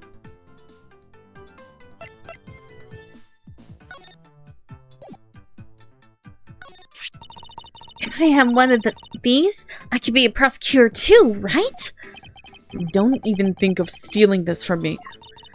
If it's that important to you, then why don't you wear it on your label? Why should I have to label myself as a prosecutor everywhere I go? And why does everyone ask that question of me? That's what I'd like to know. Because you shove it into their face, not wanting to know what they want to know. I really love theme parks! Too bad we're not here to have a fun time. So why did you choose this one? And why choose to show yourself to me of all people? Because I was tailing you, silly! Duh! You are following me? But why?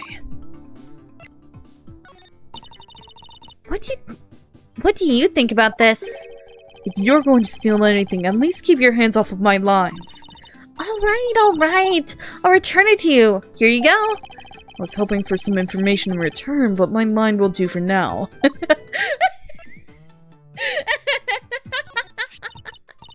Oh, I like that one. That was... Come on! The Badger family is waiting for us to find and take pictures of them! And remember, you have to yell Badger get! Each time or it doesn't count! They even have a rule for when you take their pictures? Tell me about it! I was planning to steal all of my shots, as a proper great thief should. This concept of stealing... permeate every aspect of this girl's life. I can't read today. Why? It's a book of information about my arch enemy, the Blue Badger. But I won't lose to the likes of him. You just wait and see. I'm going to write a tome of thievery. How's that, Mr. Edgeworth? The information that winds up on your wine poster will suffice in this competition. Alright, next step. So, what are you going to do about your investigation into the kidnapping? Good question. Since Agent Ling holds the authority to investigate the case now, this makes things a bit more complicated. Oh, come on! You can't let that stop you! I'll even lend you a hand, so let's go! But you're a self-purported great thief, are you not? I don't believe I can let someone of an unlawful nature participate in an investigation. You don't like to listen, do you? I'm not just any old great thief. I'm the Yatagarasu! And as I said earlier, the Yatagarasu is after one and only one thing. One and only one thing? What is that? What is this one and only one thing you're after? The Yatagarasu is only interested in one thing, and that is the truth. I see. It was 7 years ago. There was a vigilante who threw the business world into a panic.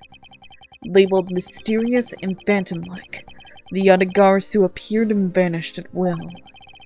Though we still don't know much about this thief's ultimate goal, we do know the targets. The Yatagarasu like to find and publicly disclose evidence of corrupt dealings of all sorts. Once a target was chosen, no dramatic calling card or announcement was sent forth. Instead, the chosen corporation was infiltrated without even the target noticing. Some days later, the evidence that was found was sent out to the mass media, along with a card with the mark of the three-legged raven. Looking back, I suppose you could call that the Yatagarasu was stealing the truth. Could this child really be the successor to the original Yatagarasu? But that can't be, can it? I mean, it seems like it. Hi, Gumshoe. Great job, detective. Sir! For losing sight of me and the kidnapper and allowing my investigation to be hijacked. Sir! And look forward to your next month's salary assessment. But the case isn't lost yet, sir. I'm gonna show you just how much of a man Dick Gumshoe can be. Shall I prepare the 21-gun salute now or later? Badge. If you're going to show me your prosecutor's badge, then I'll show you my police badge. Your wallet is looking rather thin, detective. Huh? Oh, whoops. Must have left my badge at home. I always get the two mixed up. That's not a laughing matter, detective. Why would you leave your wallet at home to begin with? Oh, there's probably not much money in it. Gatewater Land. Who would have guessed this place would be such a success? But the Gatewater group and I go way back, you know? Yes, same here. I handled 2 murder cases that took place at 2 of their hotels. It was you who headed the investigation in each case. Oh, I remember that, sir. I was 16 back then, standing in front of the hotel in the snow. Clearly, we are not on the same page here. Yeah, because how old is Gumshoe now? 32! Gumshoe's 32!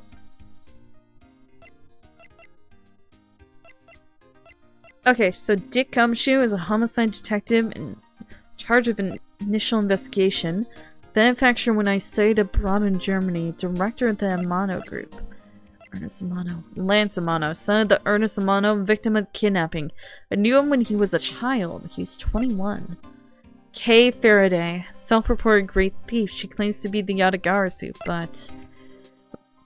Shi Long Lang, age 27, boasts he's the highest arrest rank in Interpol, the charge of kidnapping case. Lang's trusty secretary, level-headed. She supports him in his investigations. She has a question mark for age. Okay. She-ha? Anyway, bad badger. I'm sorry, sir. Absolutely nothing is coming to mind right now. As a man, the only thing I can attest to is this. To be a man, I, Dick Gumshoe, will tell no lie. His heart's in the right place. Now to work on his deduction skills. Oh, are you participating in the photo rally too, Mr. Edgeworth? I mean, I'm only doing it as a part of my duties. Yeah. I see. In that case, keep up the good work. So, how many have you found so far? I've been sort of busy with the investigation, so I haven't really found any yet, but... Something tells me finding the badgers isn't really a part of his duties. You actually got a copy, Mr. Edgeworth? Oh, can you show me the very last page? The last page. Very well. Let's see here. Interesting. Why is your name listed here under special thanks? That's it, sir. You found it. Oh, that's because I did the choreography of the Dance Dance Blue Badger song. I suspect that no one entrusts him with any real responsibilities at work. Okay. So, you're the one doing... Why are they having Gumshoe do the choreography? What? Detective, are you sure it was the precinct you called for backup? Of course, sir. They think I would know the number of my own precinct like the back of my head. Then why did an Interpol agent show up instead with an army of his own agents? That, I have no idea. About 5 minutes after I made the call, that wolfman showed up out of nowhere, sir. Agent Lang definitely has an agenda. So the question is, what is he after? Next step. Mr. Edgeworth, I was wondering if I may ask you about one thing, sir. Yes, what is it? Who's that? The girl over there, I mean. I'm Mr. Edgeworth's assistant, Kate Faraday. What? Funny. I don't recall making you my assistant. Yeah, I'm Mr. Edgeworth's assistant. Me! It's been like that since forever! Sorry, but I just stole your supporting role. How can you say something so serious with that giant grin on your face, pal? Mr. Edgeworth, we've got a thief on our hands, sir! She stole my role, sir! I'm taking her in, getting her convicted, and making sure she serves out her sentence! Oh, come on! It'll be fun! Like musical chairs. You better stay fast on your feet. No way! I will not lose the spotlight to you, little girl! Are you literally fighting a child? Lance! Oh, wait, no, it's an old man. Lance! Lance! Where are you, son?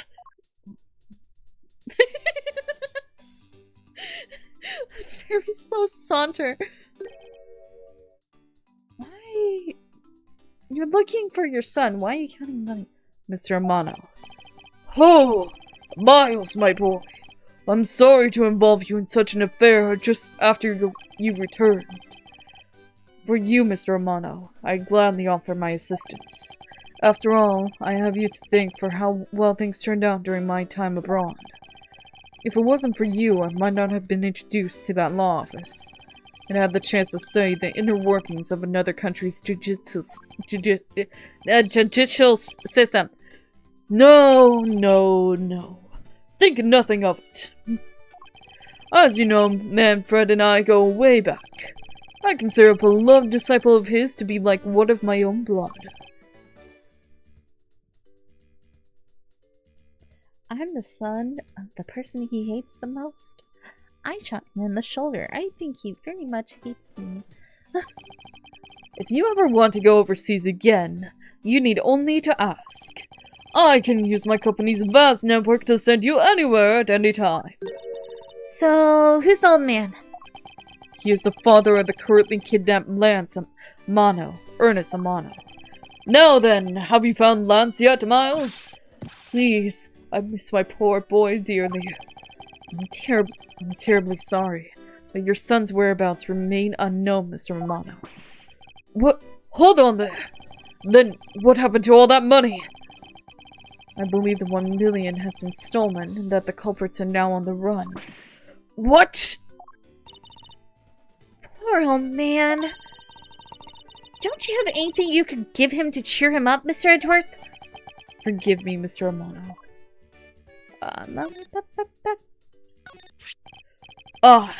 Seeing the badge reminds me of Manfred. Now, he was one fine prosecutor. The best of the best. Yes, I can't disagree with you there.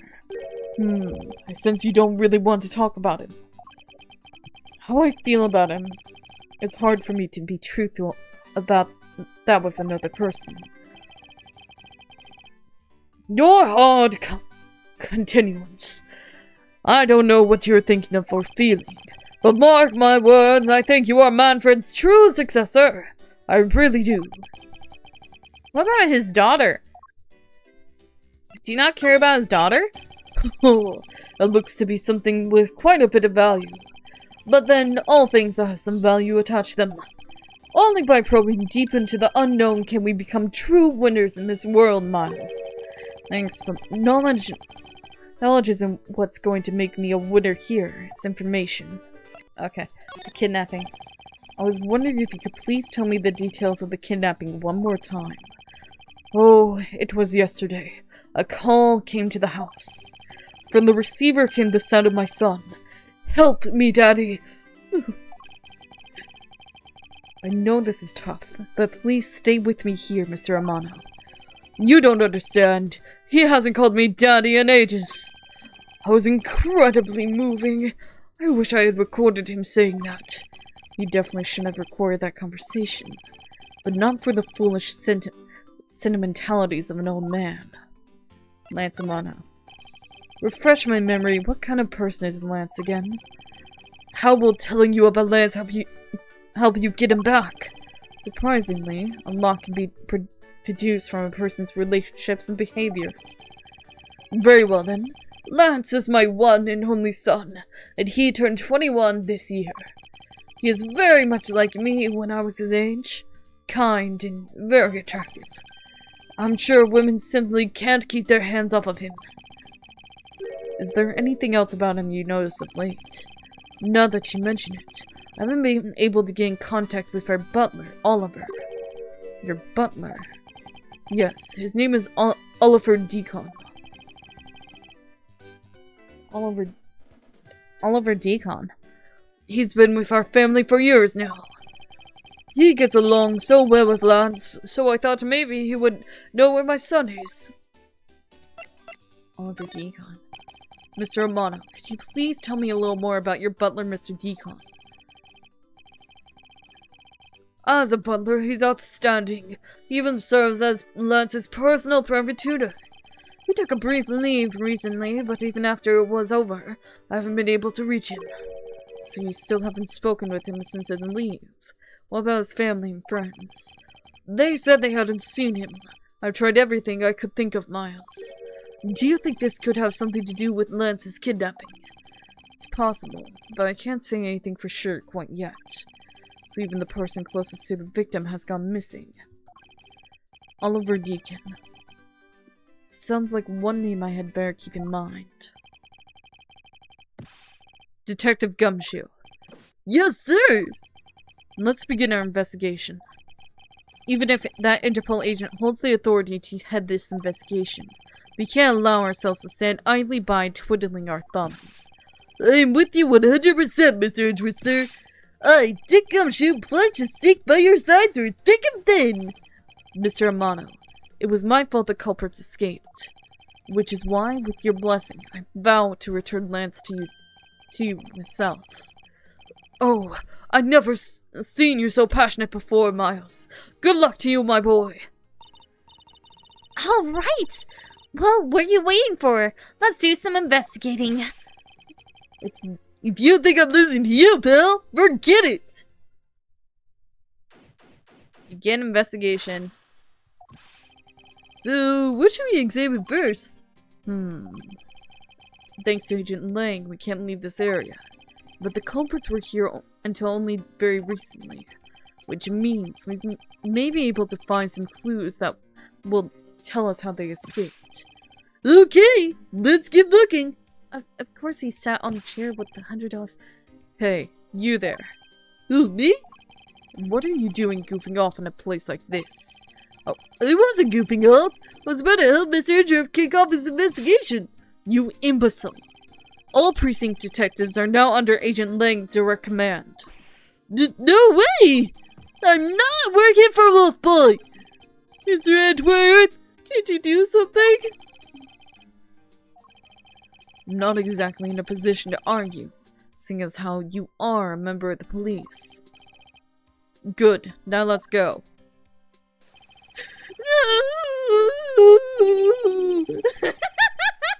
Boy, have I got just the job for you.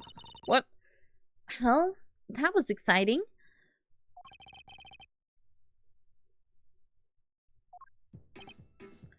Okay. What? Can't you tell I'm all ready to get down to some detective work? You should go home. Your parents must be worried about you. Oh, come on! I finally get to be your assistant and you try to ditch me? I don't recall offering you the position. Why do you have to be so difficult? Besides, it's already too late, you know. Like I said, I've already sold the position of assistant a while back. Huh, you're the only one asserting that. Well, by the time anyone notices, it's already gone. That's the Yatagarasu way. You shouldn't speak so lightly of things you know nothing about. Fine, whatever. You win. Go ahead and do your little investigation. But the talented assistant Kay is going to tag along no matter what you say. Even if she turns out to be useless, she's not going to listen to me. I might as well surrender and let her come along for the ride. Okay. So... Am I just looking at things again? Did she let me through here? Sorry, I can't let anyone through. Agent Lang's orders. Suppose I have to deal with this impasse for now. Hey! There's a bunch of footprints in the mud over here. I remember hearing rain fall out here while I was being held in there. Yep, it was just a passing rain. That's why the ground has already pretty much dried up. I should be thankful. It left with some nice footprint samples. You know what? I bet if we follow them, we can find out where the kidnappers went. Plus, we'd be able to spot them because of their muddy shoes. I don't think it would be that easy. Why not? Look carefully. There are quite a few different sets here. And we don't know which ones belong to the kidnappers. Oh, that's true. We don't know what kind of shoes they were wearing.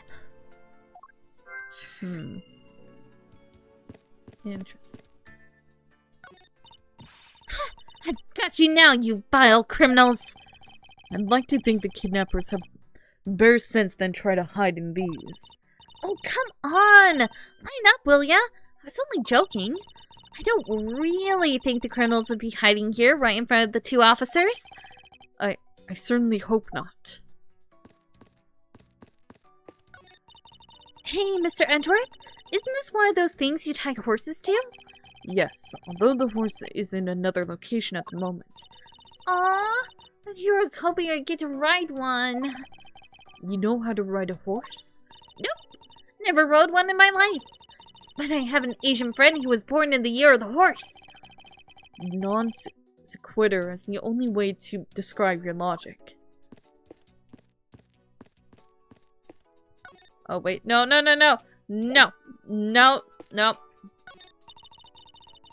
If these were real, I wonder what you put in them. Water would be an obvious answer. But if you stored water in a barrel under the blazing hot sun, wouldn't it go bad? People of the period probably didn't care about how it tasted. Sorry, but I can't let you get away with making fun of our forefathers. I mean, maybe they really like the strange taste. Look who's making fun of them now. Look, there's a blurb about the cactus here. This cactus is a very gracious gift to Gatewater Land from the local police precinct. I can't believe the police went so far to even donate a cactus to this place. So, is the police department running a cactus farm on the side? No, there was just a very cowboy enthusiastic. I just noticed it for his face. Old Western enthusiastic detective a while back. Just kidding. They wouldn't do something so silly. Actually, I have the vague impression I've seen a cactus farm at the precinct before. And the security room, no less.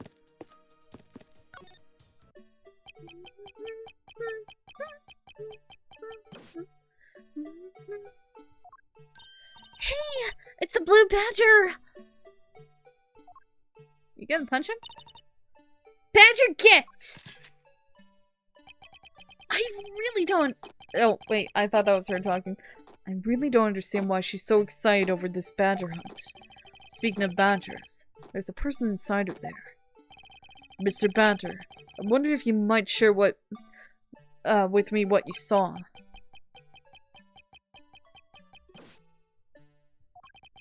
He's doing that contorted, wriggling dance again.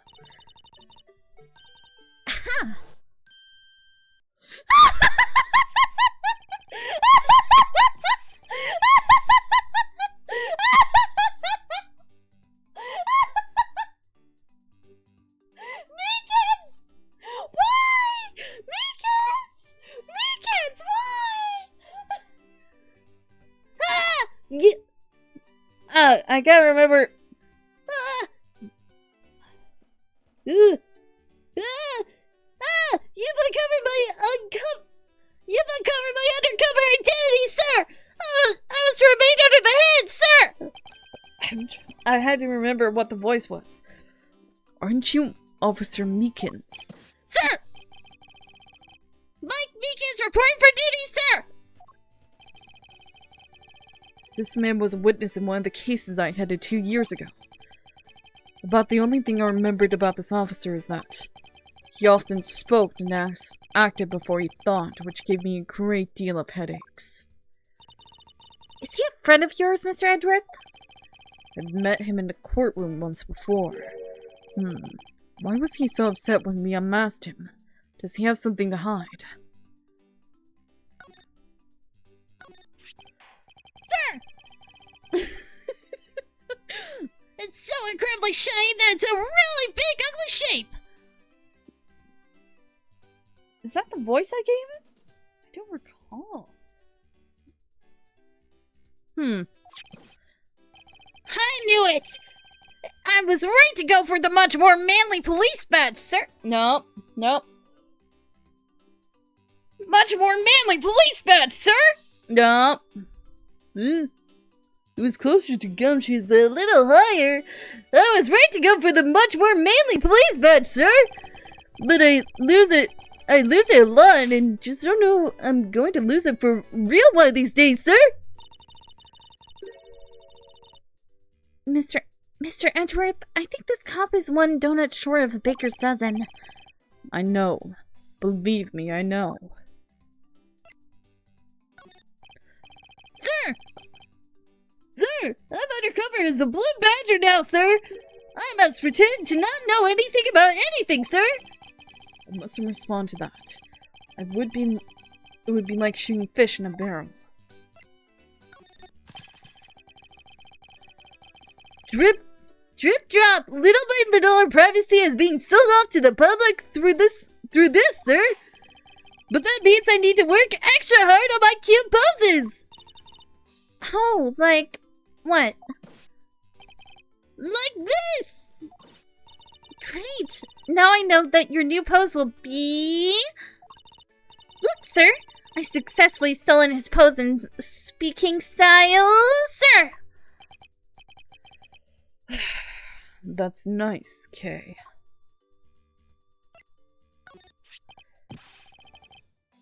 Sir, you have a copy of the Blue Badger Bible too, sir? That was written by experts on the Badger family, sir. And it's very, very thorough. It doesn't matter what... That was me, the Blue Badger, only a little while ago, sir. The book helped me memorize every name of every Badger, sir. It's not that hard to remember 4 incredibly obvious names. Officer Meekins, why are you standing here wasting time? You do look like you grew up a little bit. Look at the difference. Yeah, I think it's close. It's not exact, but it's been a while since I even had to deal with him, so. Sir! Because I'm not a police officer right now, sir! I'm the Blue Badger! And I create memories and dreams for the kids! That's never a waste of time, sir! I have a dream to become as big as Detective Gumshoe, sir! I think I keep going higher with his voice. I don't mean to. I have a dream of becoming as big as Detective Gumshoe, sir! I was patrolling the scorchingly boring beat until a little while ago. With the dispatch radio, my shoulder crackled when the kidnappers had escaped, sir! I thought maybe this was my shot at making detective, sir! I rushed on over to join in, But when I got there was a sea of people already! And I couldn't spread my trademark friendliness and joy onto anyone! It would seem that some people never change. Right, I forgot how much his voice hurts. Ow! So why exactly are you in that ridiculous outfit? Sir! That's because, sir! I'm here to keep the visitors in good spirits, sir! It's also to hide the fact that I'm an officer of the trial of the kidnappers, sir! I see. Agent Ling is very wise to employ this sort of diversionary tactics. Oh, really? To be handed the role of the Blue Badger of the different disguises, sir! It's such an honor! Because I keep forgetting what his voice originally was. I'm not gonna check the VODs because that feels like cheating. He's 24. How long have you been standing here, officer? Sir! For about a little hour, sir! One little hour? That sounds around the time I woke up from being knocked unconscious. And I've been here ever since, sir! If that's true, then it's possible Officer Meekin saw the kidnappers escaping. However, sir! I must tell you I didn't see a thing, sir! I haven't asked you anything yet, officer. I'm glad to see they finally took the megaphone away from you. I just remembered that was a thing. No! But I know you will, sir! He's hiding something from me. Officer Meekins, I insist you tell me more about your recent movements. Sir, I've been playing the Blue Badger this whole time, sir, and getting into it, too! I patrol the park all while wearing this costume. And about 1 hour ago, I came over here, sir! I haven't seen any suspicious-looking people this whole time, sir! But I did see a badger, sir! A lone blue badger! What you said just now is contradictory to the facts. How so, Mr. Edgeworth? This is what Officer Meekin's testimony contradicts. There's only one of the four. Only one. Officer Meekins, let's back things up. I'd like to ask you about your last statement. Sir! Of course, sir! If that's your wish, Mr. Prosecutor! This little patrolman will wait as long as I am commanded to wait! You said that you saw a blue badger, correct? Yet, if you take a look at this, what you saw was not supposed to happen. This park is supposed to only have one of each badger in it at any given time. Which means that as long as you are the blue badger, Officer Meekins, you should not have seen another blue badger wandering the premises. What? Sir! Animation was really good. Then that would mean that there were 2 blue badgers walking around, but why? Okay.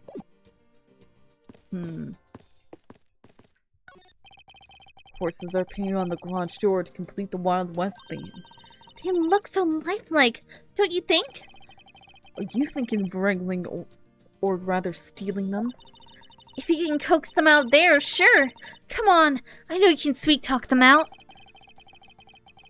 I could be holding a cube of sugar in my hand and they wouldn't budge, Kay. It's a set of tire tracks from the garage. Aha! So that means a car left from the garage at some time, right? Correct. But for the car to leave these tracks, it would mean that it left during the passing rain. That's the only explanation as to why these tracks are made of mud. 3 treads. I think we can also safely assume it's a special type of car. Interesting. 3 treads. 3. Alright, let's see.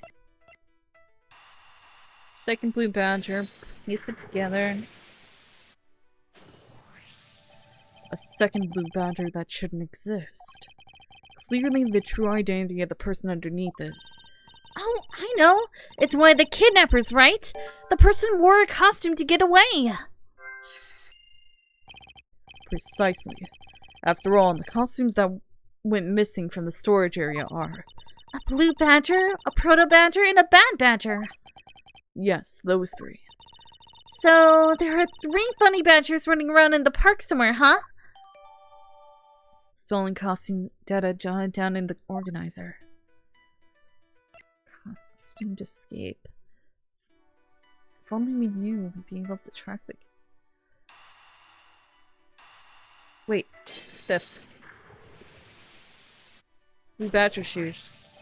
Now that we know that the kidnappers were wearing blue badger costumes, those footprints from earlier take on a new and very significant meaning. Oh, you mean now we know which tracks belong to the kidnappers, right? Yes, more than shoe prints. We need to follow the paw prints of badgers. Okay, Mr. Edgeworth.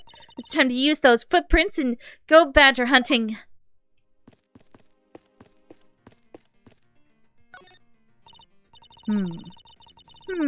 So we're looking for footprints made by a costume. Hey, I think I found them. There are 2 sets here. They both do look like possible candidates. This set is walking off to the west. This set is walking off to the west. It just stops. I can't make heads or tails of where it's headed from here. I think we can assume it's headed towards the stadium. I wonder where the other set leads. This one seems to be headed east. You going straight to Meekins? Yes, you are. Huh? Quick, Mr. Edgeworth! I got him! I caught one of the culprits! So clearly she's not... She's a bit of an airhead, but she's not as bad as the one who shall not be named. She's actually funny, and she's not constantly insisting even though she's wrong. And so far, she hasn't been trying to steal my money! That I don't even have! Ah! No! I'm not a kidnapper, sir! Down, Kay. Clearly those footprints belong to Officer Meekins. But our criminals were each wearing a costume. Aha! Maybe they came over to this garage for something. That's what I would suppose. Officer Meekins, if you could step aside for a moment. We need to examine the garage. Sir! Roger Wilco, sir! What? Let's open the shutter and see what we find. Maybe you'll find the kidnappers hiding inside. Ah! What? Dead man? Dead man? Dead man? What in the... Dead man? We seem to have stumbled upon a dead body. She must be in severe shock to have been the first to find it. Now then, who is this man? It's Oliver! Mr. Amano, are you saying that this man is... Yes, he's my butler. How could something like this have happened? Indeed. But why was Mr. Deacon here to begin with? I'd rather investigate the crime scene quickly before Agent Lang or his men return. The kidnapper's footprints lead right to this garage, and right to a dead body. Is it possible one of the kidnappers is now a murder victim?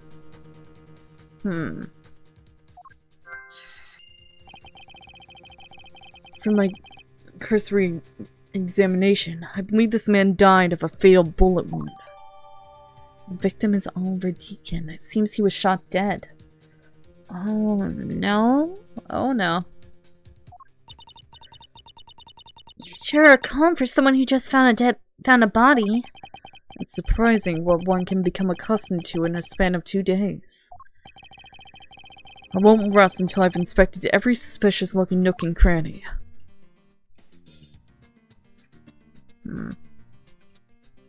There's someone on his back.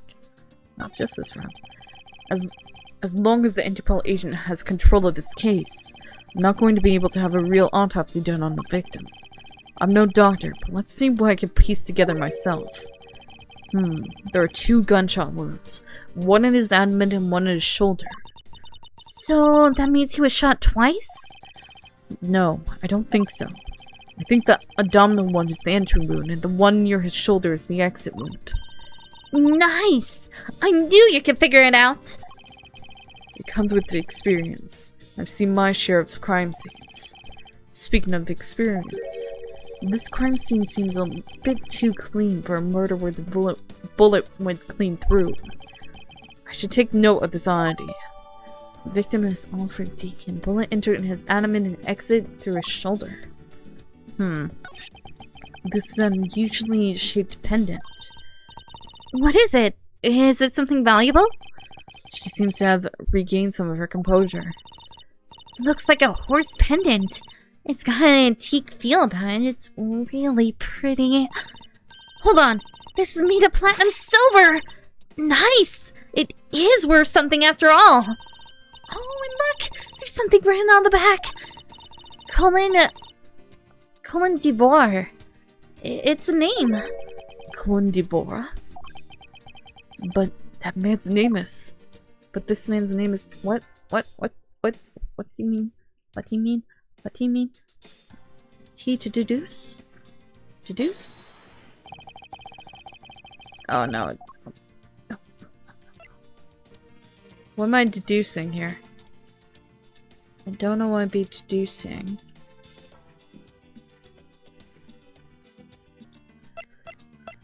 I'm supposed to be deducing something, but I don't know what. What a peculiar car. Yeah, from the look of it, it must be the blue Badgermobile. It has 3 tires, so maybe it left those tire tracks behind? That's simply not possible. Huh? Why? Take a look at the tires. There's no mud stuck to them. Therefore, it must have been here since before it started to rain. Oh, gotcha. Good eye. It's a shame I don't see any other clues around. Hi, you look mad. Mr. Mono, this body. Yes, that is my butler, Oliver. How could something like this have happened? Indeed. And why was Mr. Deacon here to begin with? Nope. Let's see. Oh, did you know? I really love this kind of chair, the way it rocks back and forth. When I grow old, I plan to sit on one of these and rock the day away every day. But you don't have to wait, Mr. Edgeworth. You're at just the right age for one. Do I really project myself as someone of that age? I believe I'm only in my 30s, thank you, young lady. Okay, everything else is checked out, so... I'm supposed to deduce something, but I don't know what. What am I deducing? I'm deducing something. Was the victim in a costume?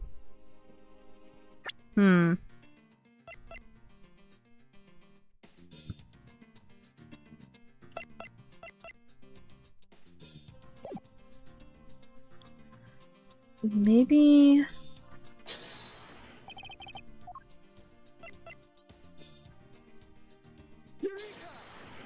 Oh, that was it! This piece of evidence alone solves this whole case. Really? You think so? Because to be honest, I don't really see how it solves anything. You must be confused jumping from a kidnapping to a murder. Yeah, that's it. Yeah, I can't believe I made such a large blunder. Gosh dang. What was I meant to do? Okay, I'm missing something here. So, I know it doesn't have to be specifically anything that turns yellow.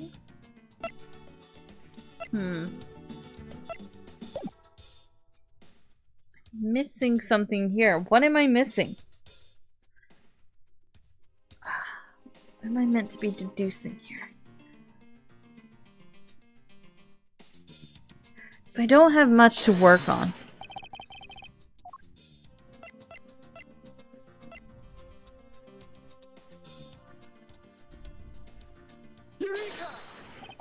Nope.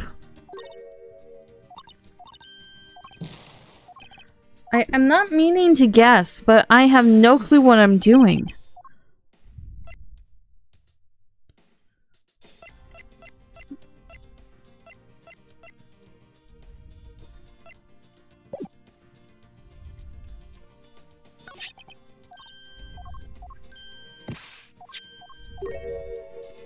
Colin Devora. His name is Oliver Deacon. Oh, there we go. What? Really? Really? Okay. There's something not right about the name on the pendant. The victim is the Namo family butler, and his name is Oliver Deacon. But the name on the pendant is Colin Devora. I wonder what's up with that.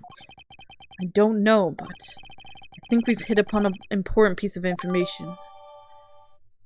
Mr. Deacon's pendant data jotted down in my organizer. I got it in the end! I got it! Investigation complete. Heal up, and...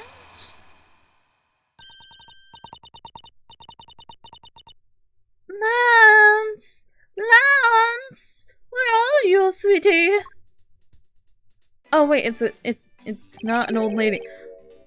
Excuse me, but you are... But Oh, this is bad. He's really good looking.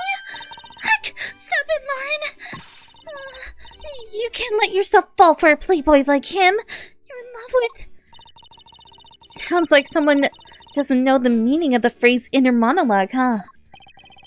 Sorry to interrupt your conversation, but might you be a friend of Lance? Yes, I'm Lance's girlfriend. My name is Lauren Pups. His girlfriend? Oh, it's not like that.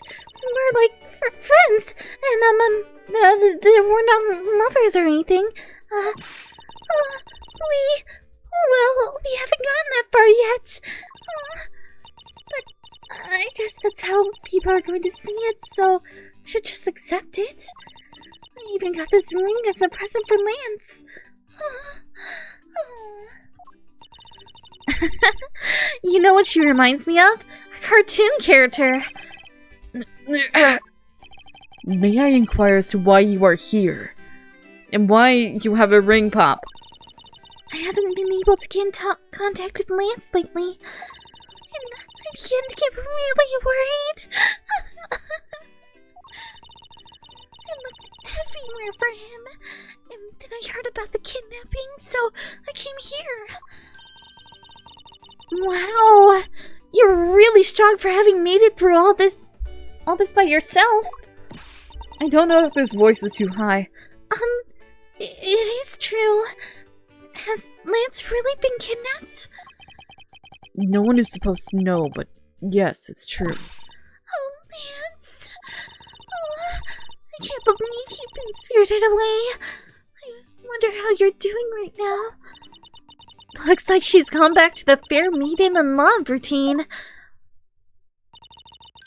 So, Mr. Edgeworth, where do we go from here?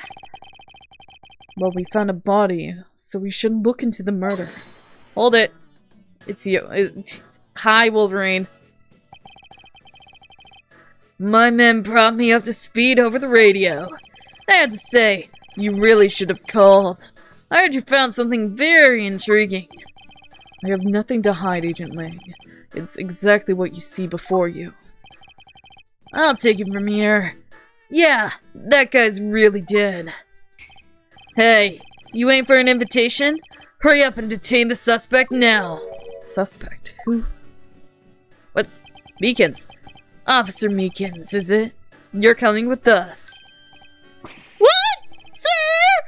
I have nothing to do with it, sir! I'm peeking my mic. I'm not meaning to. Agent Lang, don't you think you're being a bit rash? Do you even have a good reason to suspect Officer Meekins?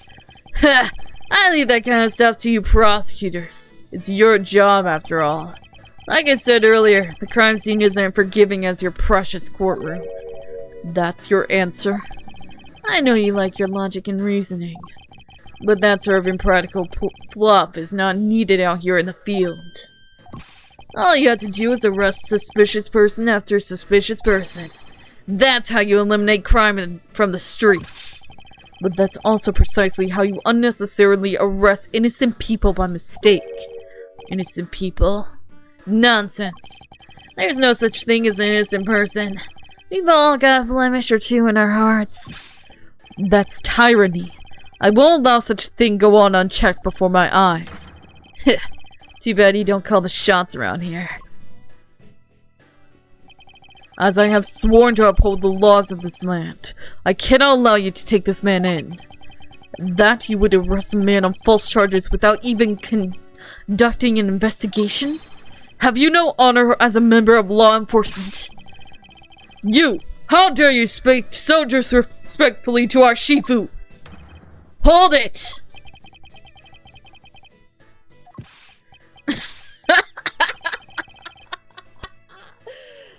You amuse me, prosecutor. Lang Zai says, every pack has its own rules. If you can play by the rules and come out on top, that is a true victory. Alright, I'll give your beloved laws a fair shake. I'll show you just how much investigating I've done. Which is none. Through my line of logic. You've done none investigating. Zero. Xinlong Lang's logic. I've seen a lot of bodies like the one being carted off in my time. I can say he was shot in a single glance. Even you figured that much out, right? With our current gun laws, it's not exactly easy to get your hands on a gun. Not unless you're a member of law enforcement like Officer Meekins, isn't that right?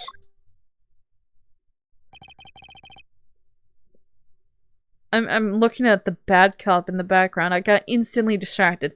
That is your reasoning? Solid as a rock. It's based on the philosophy of detainment.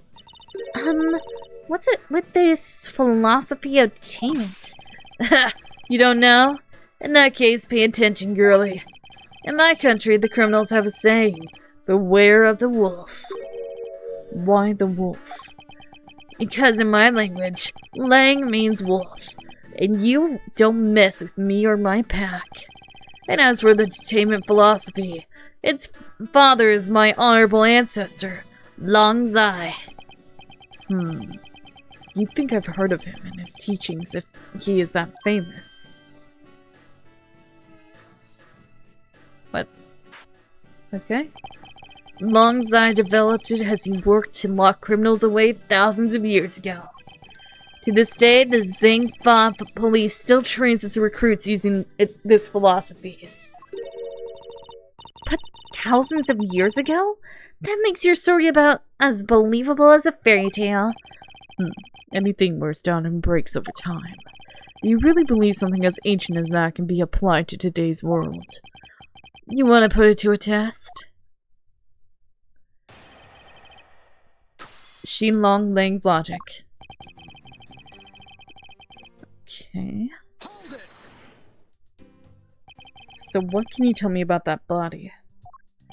A lot. Even without an autopsy of my ways. They teach you the basics of forensics along with the detention philosophy. Oh. When you wouldn't mind telling me a little of what you figured out, correct? I can say he was shot in a single glance, but even you figured that out, right? Yes, I think anyone who saw the bullet wounds would come to the same conclusion. Don't pat yourself on the back yet. What's that supposed to mean?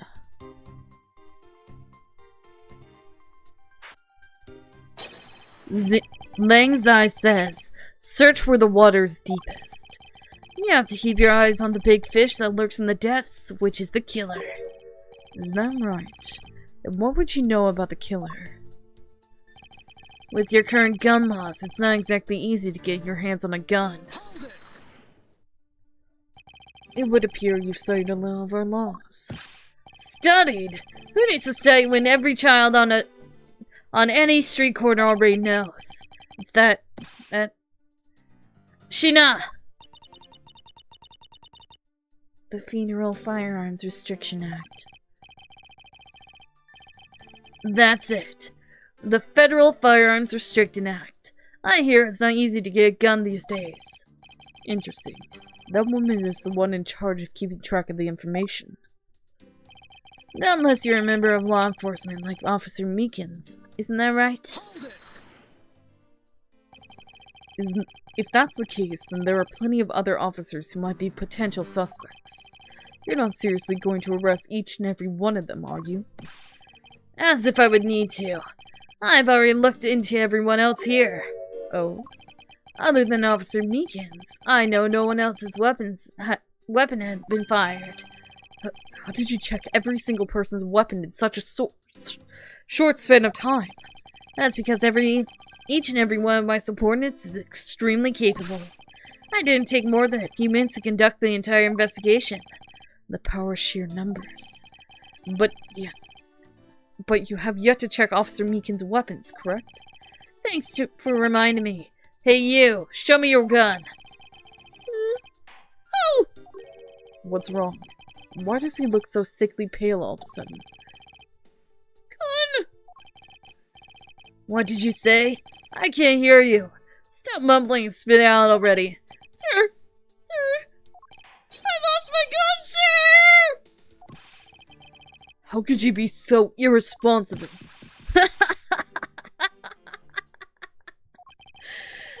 In the end, it looks like you're still the only suspect we've got. You're the one who waited here outside this garage to ambush and kill the victim. So you think that the Officer Meekins waited here to kill the victim, do you, Lang? I think the little accusation deserves a lot more scrutiny. Officer Meekins ambushed the victim in the garage and killed him here with his gun. You mean to tell me the murder occurred here, in this garage? From the fact that the suspect was found almost next to where the body was found, I'd say it's pretty obvious that this is the crime scene. Ling's Eye says, a criminal always returns to the scene of the crime. Hey, finally a quote even I've heard of before. Furthermore, Ling's Eye says...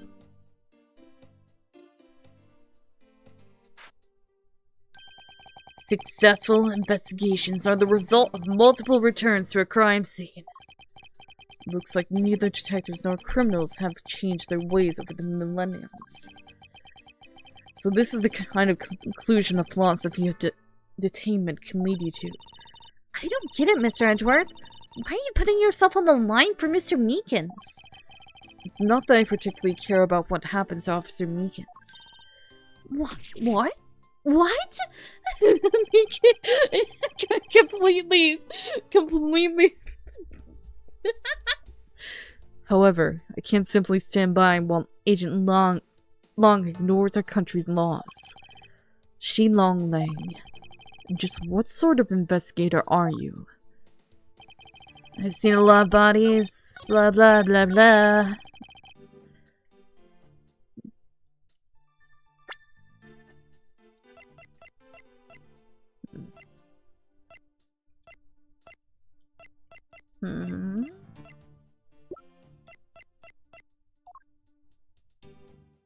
Now we have Lauren Pops. Lauren is 19. She's 2 years younger, but that's okay. In this garage.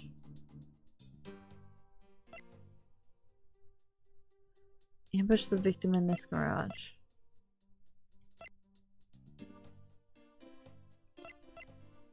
Didn't you also find it strange that there is no blood? Where is the blood then, sir? Where's the blood? Unfortunately for you, Agent Lang, that is simply not possible. What do you mean? You've seen the crime scene for yourself. And while you were looking, did you not think to yourself that it was a little too clean? Yeah, So you did notice that there was too little blood. Do you still wish to claim that Officer Meekins committed the murder here? Because this isn't the crime scene. And if it was, your men who led you to think it was. Then I suggest you leave this case to the local police to set the record straight.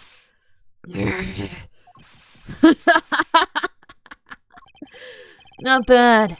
I see your logic can be just as sound as mine. In that case, let me ask you this. Don't you think it's weird that Officer was hanging out around here in the first place? Weird? How so? Hey you! Your squad's not even supposed to be in this area, right? What were you doing neglecting your duties and loafing around here? Don't you dare give me some lame excuse like I found myself taking a walk. But sir, I really did take a walk, sir. You're a disgrace. How dare you take your pack obligations so lightly? Officer Meekins is looking extra meek. Is he hiding something? Mr. Edgeworth, please, sir! Save me the way you did earlier! Please, sir! Officer Meekins, please give us a detailed account of what happened. Sir! Not you too! Meekins' testimony. It's true, sir! I was not assigned to this area, sir! I was told to check every square inch of the main gate area, sir! I also went looking for the kidnappers while selling dreams in the blue Badgermobile, sir! But I got completely caught up in my roles selling dreams to the children, sir! Before I knew it, I found myself here in this area, sir! What is this blue Badgermobile? It's a moving store on wheels that sells sweet dreams and merchandise, sir! So the Blue Badgermobile is just a roaming souvenir shop? Blue Badgermobile data jotted down the organizer. Sir! I swear I was chasing the kidnappers down while I was being a good dream merchant! He seems rather worked up, even more than his usual hyperactive self. He sure seems sure of what he's saying. Can you try to calm down and lower your voice to a more reasonable level, officer? Sir! Roger, sir! Meekins' testimony. Dude never knows that he doesn't even know the definition of a normal volume. Dude has a microphone on him so he can be even louder than he is.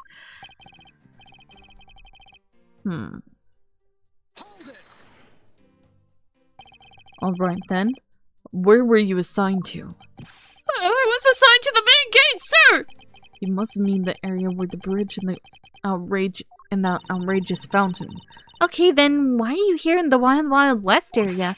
It's because of a very deep reason, ma'am! I was told to check every square inch of the main gate. Describe for me how you conducted your investigation. Yes, sir! Well, first I made sure that there was no suspicious-looking people in the area, sir! But the only people that seemed to gather around me were little girls, sir! Wow, what did you expect when you dressed like the Blue Badger? I thought I had no choice at that point, sir, so I also went looking for the kidnappers while selling dreams in the Blue Badgermobile, sir! What exactly do you mean by selling dreams? Sir, the Blue Badgermobile is where dreams are collected! What? Sweetness like you've never known except in dreams, ma'am! Like innocent drops! Is it candy or cotton candy? And bitterness found only in nightmares, ma'am! Like guilty jawbreakers! Selling those as I push the Blue Badgermobile along is my sworn duty, ma'am! But I got completely caught up in my role selling dreams to the children, sir! You completely forgot to look for the kidnappers. No, sir! Of course not, sir! I would never do something like that, sir!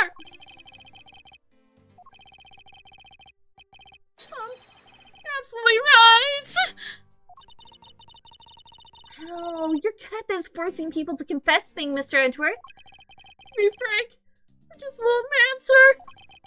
I'm better off at selling kids a few small dreams than looking for a big crook, sir! Enough wallowing in your own self-pity. Let's return to your testimony. Yes, sir!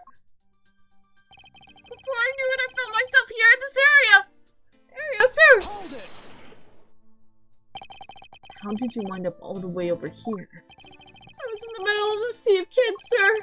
One of the kids decided to challenge me to a fight, sir. I had to run away from the child's painful drop kicks, and before I knew it...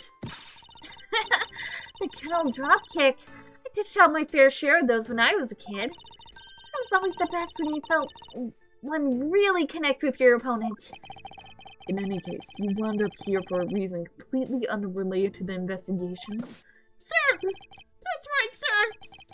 That's not something you should be admitting to with your head held high, officer. It sounds like you simply forgot about your own job and became the Blue Badger.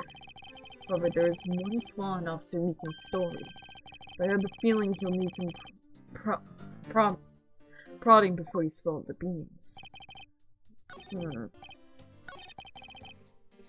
Okay, and then the Blue Badger Mobile is literally right behind you.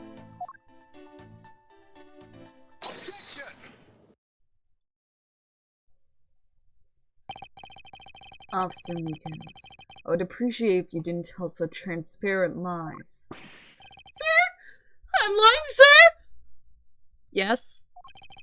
Yes, you are. If you were really out here selling dreams with the Blue Badger Mobile until recently, then what is it doing here inside the garage? Ah! Actually, I had just lost track, sir! Lost track of what? By the time I realized it, the Blue Badger Mobile was nowhere to be found, sir! Which would mean it was perhaps stolen? And that's when I came back to this area, thinking maybe it was in the garage, sir. But that's when he found me, Mr. Edgeworth, sir! Likely story. Who do you think is going to buy such a convenient tale as that? And what exactly is so convenient about a story? The car getting stolen, it's completely unbelievable even for a cover story. But I think we can assume the car was used alright. To move the dead body. What? You killed the victim at some distant location, Officer Meekins. And then you used the Blue Badger Mobile to transport it all the way here. Now then, you're coming with me. But it wasn't me! Sir! The killer, sir! It wasn't me, sir! Agent Lang, wait. What do you want now?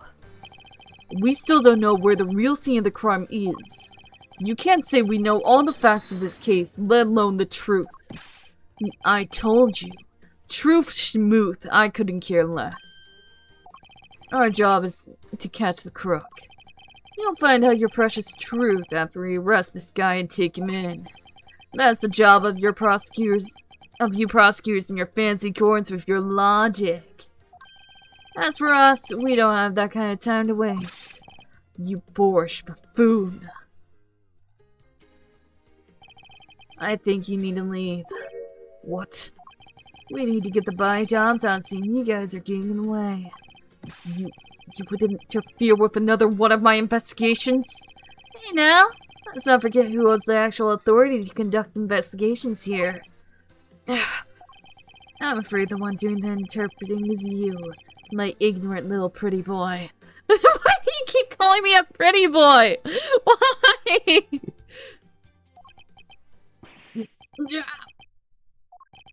Now, be a good fancy boy and get out of my sight. If you don't, I'll arrest you for obstruction of justice.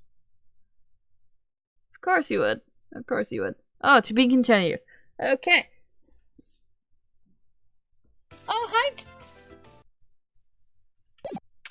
No, not again. Every time. Go, cat that bat. Yeah, go to tile.